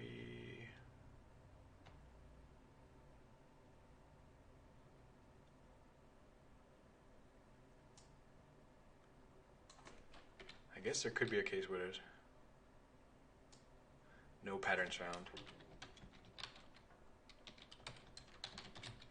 No design patterns found. Let's add one. Alright, so now that we've created this template, it should just recognize it, and there's no tags, so that's the one thing I was kind of thinking. If we could put a tag query parameter here, then we could use that to filter this in place. I'm not going to worry about it right now. Maybe in the future. Now we say urban design patterns, and we got one pattern we created, the roundabout. Okay, it's an efficient way to encourage traffic flow at busy intersections. It's relating to traffic and transportation. So that's what we're getting at. We're just trying to create a way that we can document common patterns that are used in urban design and sort of promote ones that are more sustainable or have the impact of certain trade-offs is lower. For example, a roundabout would have a lower impact on traffic congestion than a stoplight. So we're going to do a comparison between these, acknowledging that nothing is perfect. Everything's going to have some trade-offs. I think roundabouts also have been shown to have a lower incidence of traffic fatalities, automobile accident fatalities at least, because the types of collisions in a roundabout are more sort of have a lower angle of incident rather than being orthogonal at an intersection and somebody gets T-boned. In a roundabout, the collision is going to be lower velocity, whereas in an intersection, somebody might just be going full speed through that intersection, just running the red light, trying to make it on time or something. But as a roundabout, everybody needs to slow down, and the collision won't be ever really orthogonal. It'll be at an incident. So those are some of the trade-offs we can document. We'll have to define that in another field. We'll have to have like a trade-offs field or something like that, with some way to show pluses and minuses, pros and cons. We'll have to think about that. In fact, I'll add that as an idea and an issue. So not only do we want to link the patterns to certain concepts like traffic or transportation, we want to give qualitative information about them.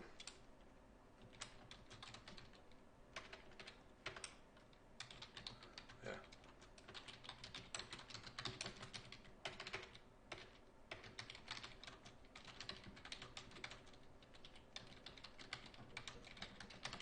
I don't know if it's qualitative, it could be quantitative as well. Like that you can count the number of traffic fatalities or the level of congestion. So we just want to allow for comparison.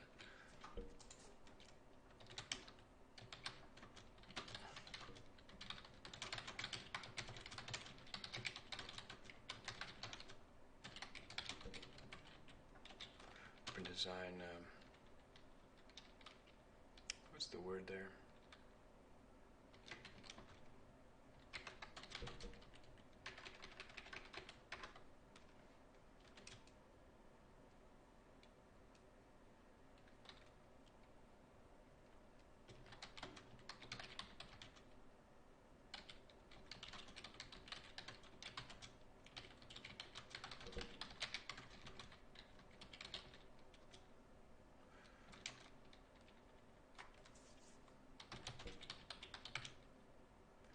Or increase the safety.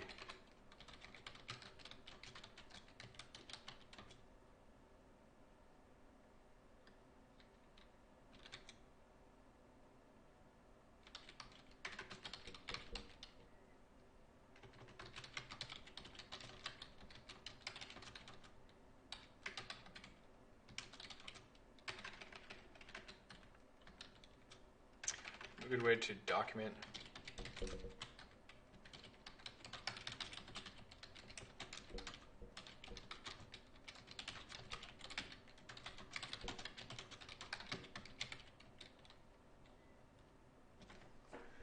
And this could be an idea. I'm not necessarily going to put this in the 0.1 milestone. It's in the enhancement though.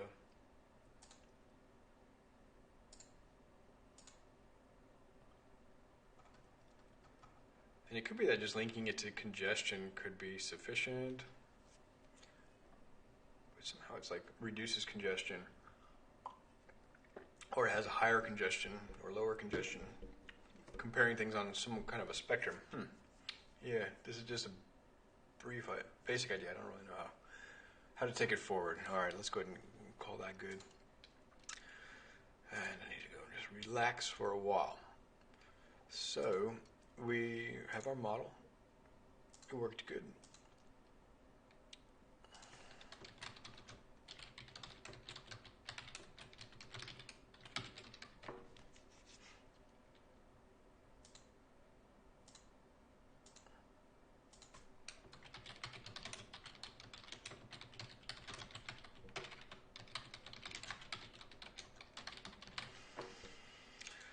We'll push it up to GitHub. It should be there by the time this stream is uploaded. I guess I can push it right now, Ro.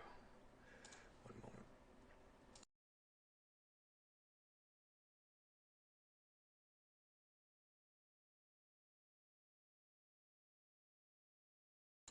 Great. I'm going to open a pull request. If anyone is interested in contributing to the project, maybe not writing any code, reviewing a pull request is really helpful just to get fresh eyes on it, and let me know about code quality, if it's confusing, if there's better ways to implement things, you name it.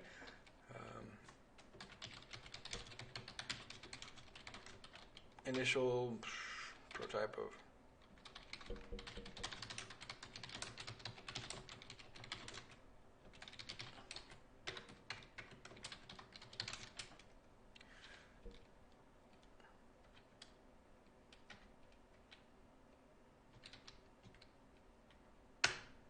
Hey, what's up, Max? Quick issue. I can open the admin. Good. That's good. Yep.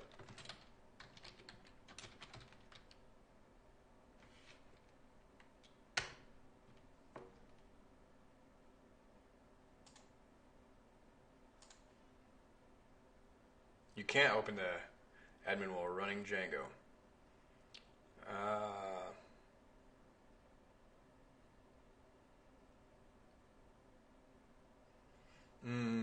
Maybe, I don't know, because you're often Django all-auth land, to be honest. But basically, you need to check your URL's pi. In the settings. Django all-auth might have added different login URLs. I don't know how it works. I've never used it.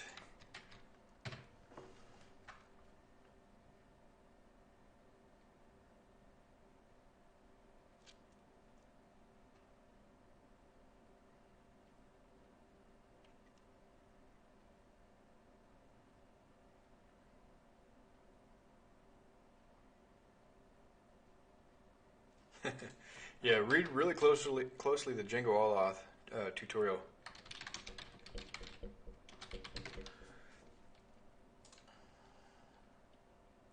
Because you might have to do an include. What I think is going to happen.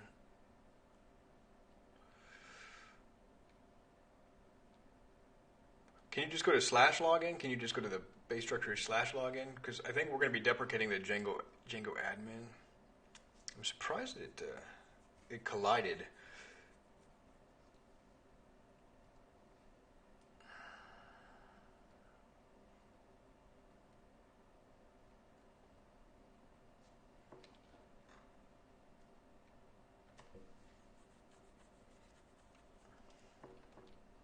And have you pushed your branch to GitHub? I can take a look at it.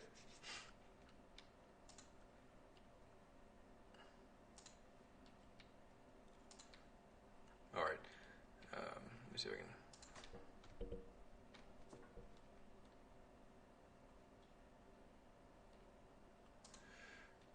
Actually, I'm getting super tired. I need to go relax and maybe watch a movie or something. It's almost 11 o'clock though. Let me see if Sam can help us out with a PR review here.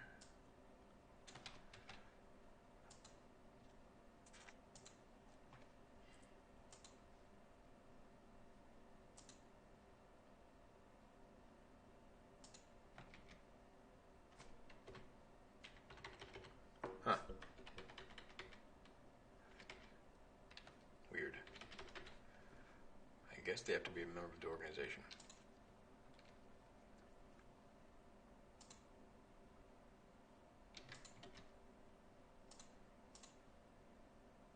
One moment.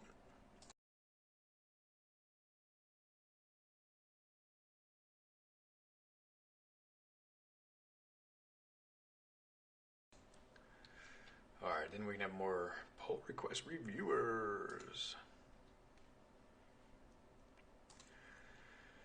I'm pushing to a branch called views. Got it. 3 branches. Views. There it is. I'm just going to open a pull request right off your branch real quick. And we'll call it Django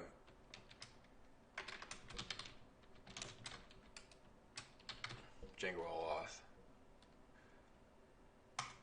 Try to get more, just as a way, you'll get a habit of this later on, but be more descriptive with your branch names and commit names. That way, because it's like hard to remember. Sometimes if a branch is really old and stale, it's like, what does views mean? Okay, so we got dependencies, authentication backend. All right, clean up comments.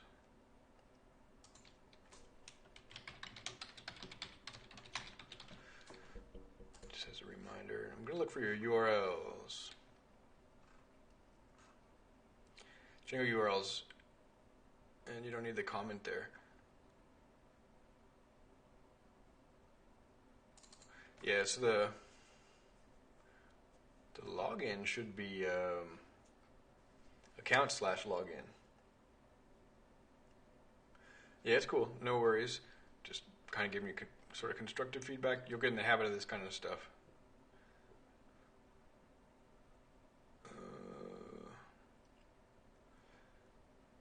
I mean, everything looks good from what I can tell.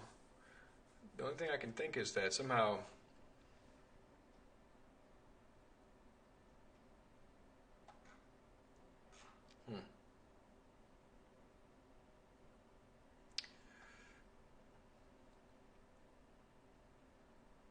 let me just run your branch real quick.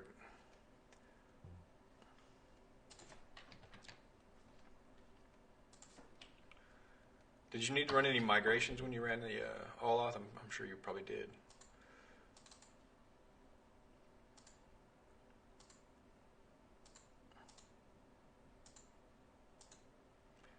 Okay.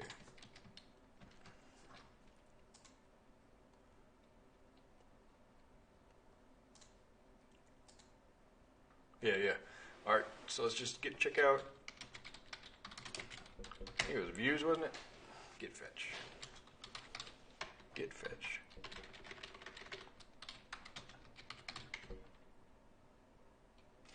Oi, Kesty.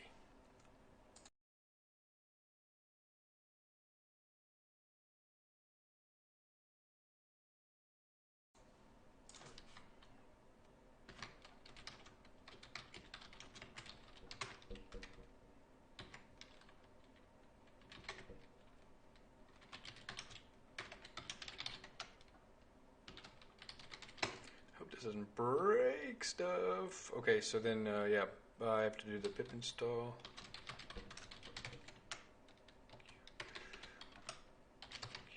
There we go.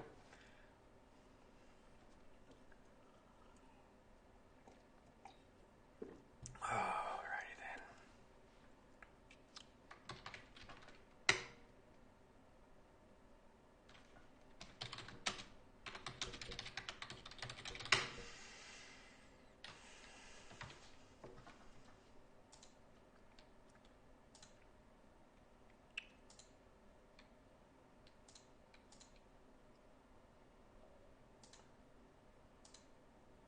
Actually, I did one.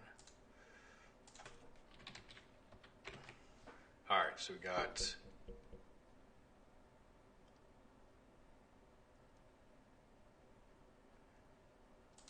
yeah. I guess we didn't have a root URL before, did we?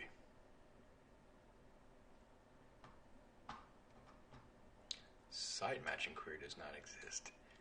That's a new one. Must be something to do with my database.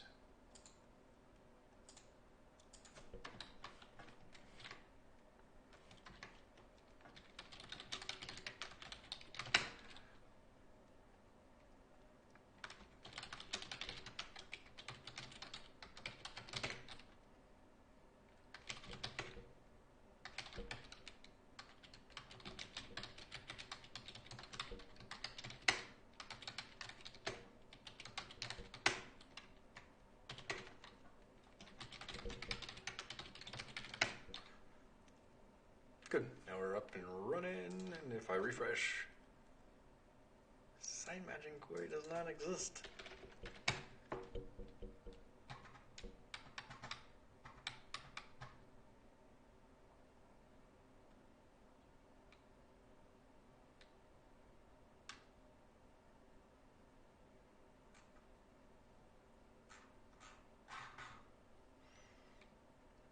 What is this thing?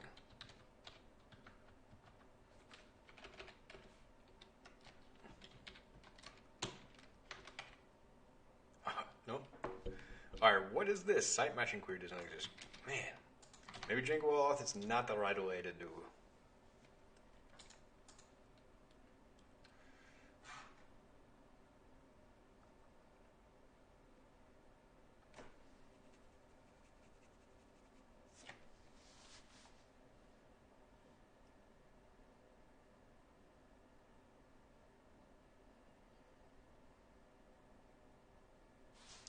Is this a wagtail thing? Did I screw it up? You shouldn't have anything from wagtail.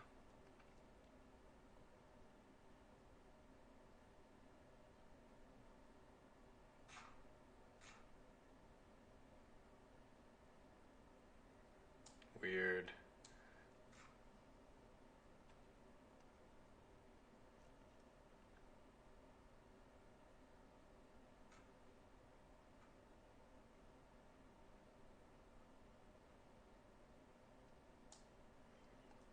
This is weird. I've never had to do this. I don't think this is quite right.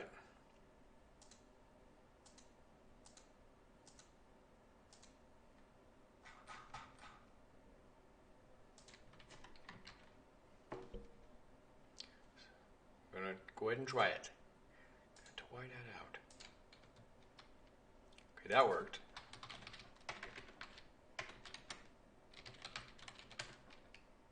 That worked. Oh man. You and I were probably getting a different error, and I don't know why we got to do this, but just put this somewhere in your settings.py, Max, and you should be then good to go.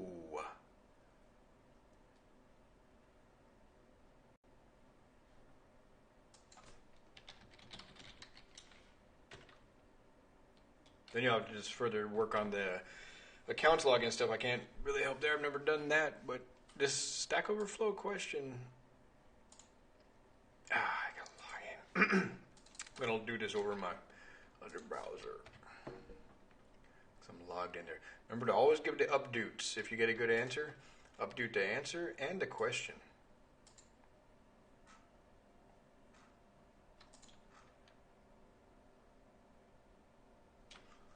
That just helps everybody along. Get along, little doggy. Okay, cool.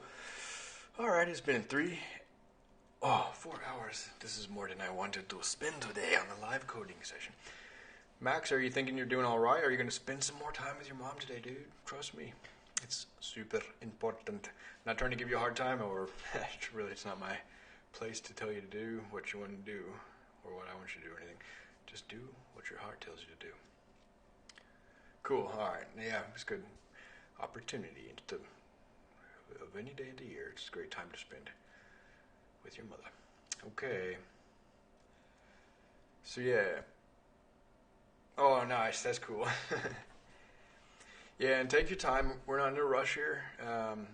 If you have any more troubles, though, I'm going to end the stream for tonight. But just go ahead and we'll use this pull request as a way we can have a conversation here. I'll automatically get a notice whenever you push new changes to it, or if you make any comments on this pull request number 19. I wonder if this is going to work since I opened the pull request. It should work.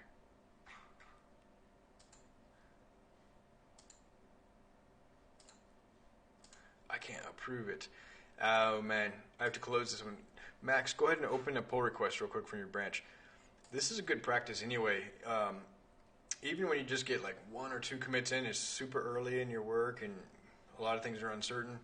Just go ahead and open that pull request, and that's a good place to get mentorship and guidance and early review to make sure you don't go too far afield from your destination. So I'll look forward to seeing that pull request, and any comments or questions or concerns you raise over there, I'll try to help you through, and I can open a pull request against your pull request if there's any issues that are more than like a one line of code fix that I can't really just suggest you do in a comment. If you got a little bit of time this week, maybe go ahead and try out this pattern library.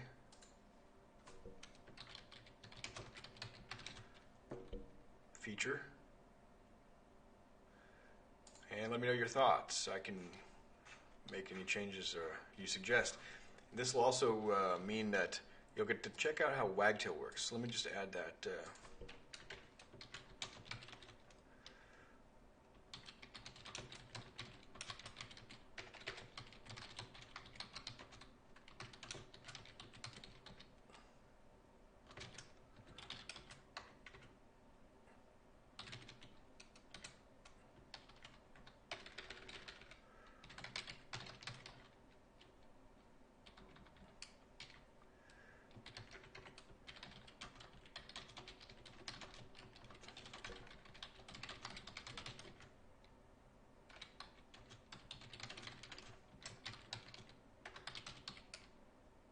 Hopefully it'll be sort of self-explanatory, but I'll add a little bit of documentation to get you started.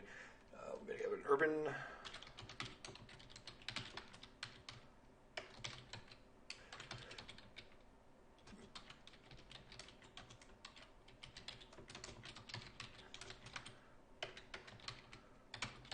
And I can also write a script to scaffold these, but the title's important on this tags index, I believe.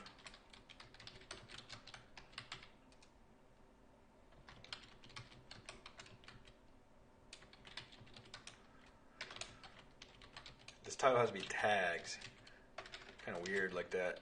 I think there's some magic, some voodoo going on.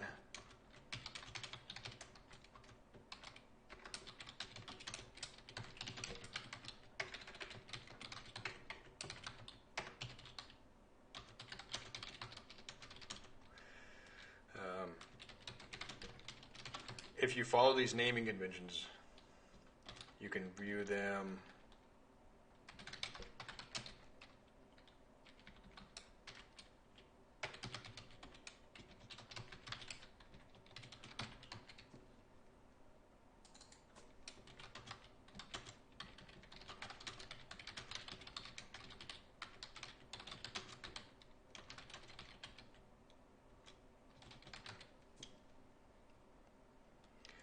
Cool beans. All right, thanks again, Max. It's really nice working with you, and thanks for your patience trying to figure out the OAuth. But I think that's going to be a really valuable feature to let people just, sign into the community with their Facebook or whatever identity they're already comfortable using.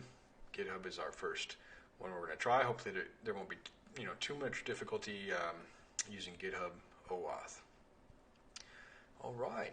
Well, this has been a CodeBuddies.org live code hangout. If you're interested in participating in these open source projects, stop by CodeBuddies.org and stay tuned for upcoming hangouts. We're doing these sustainable urban design hangouts, but there's also React hangouts and several other groups who are fairly active. CodeBuddies.org is also being rewritten. You can join some of those hangouts. It's looking like the back end for the new CodeBuddies.org is going to be Python and Django with a React front end. It's not quite settled yet, but those projects are under active development. If you want to get involved there, go by github.com/codebuddies. There are issues for beginners and experienced developers alike. And if you're not a developer, that's okay too. We need ideas and contributions for designs, the layout of the platform, you name it. There's a lot of ways you can contribute, help us improve our documentation, for example. Make sure it's easy for new developers to get started. Make sure we're on the right path to serving the community. Likewise with this project, you don't have to be a coder to get involved. We need people of all different backgrounds.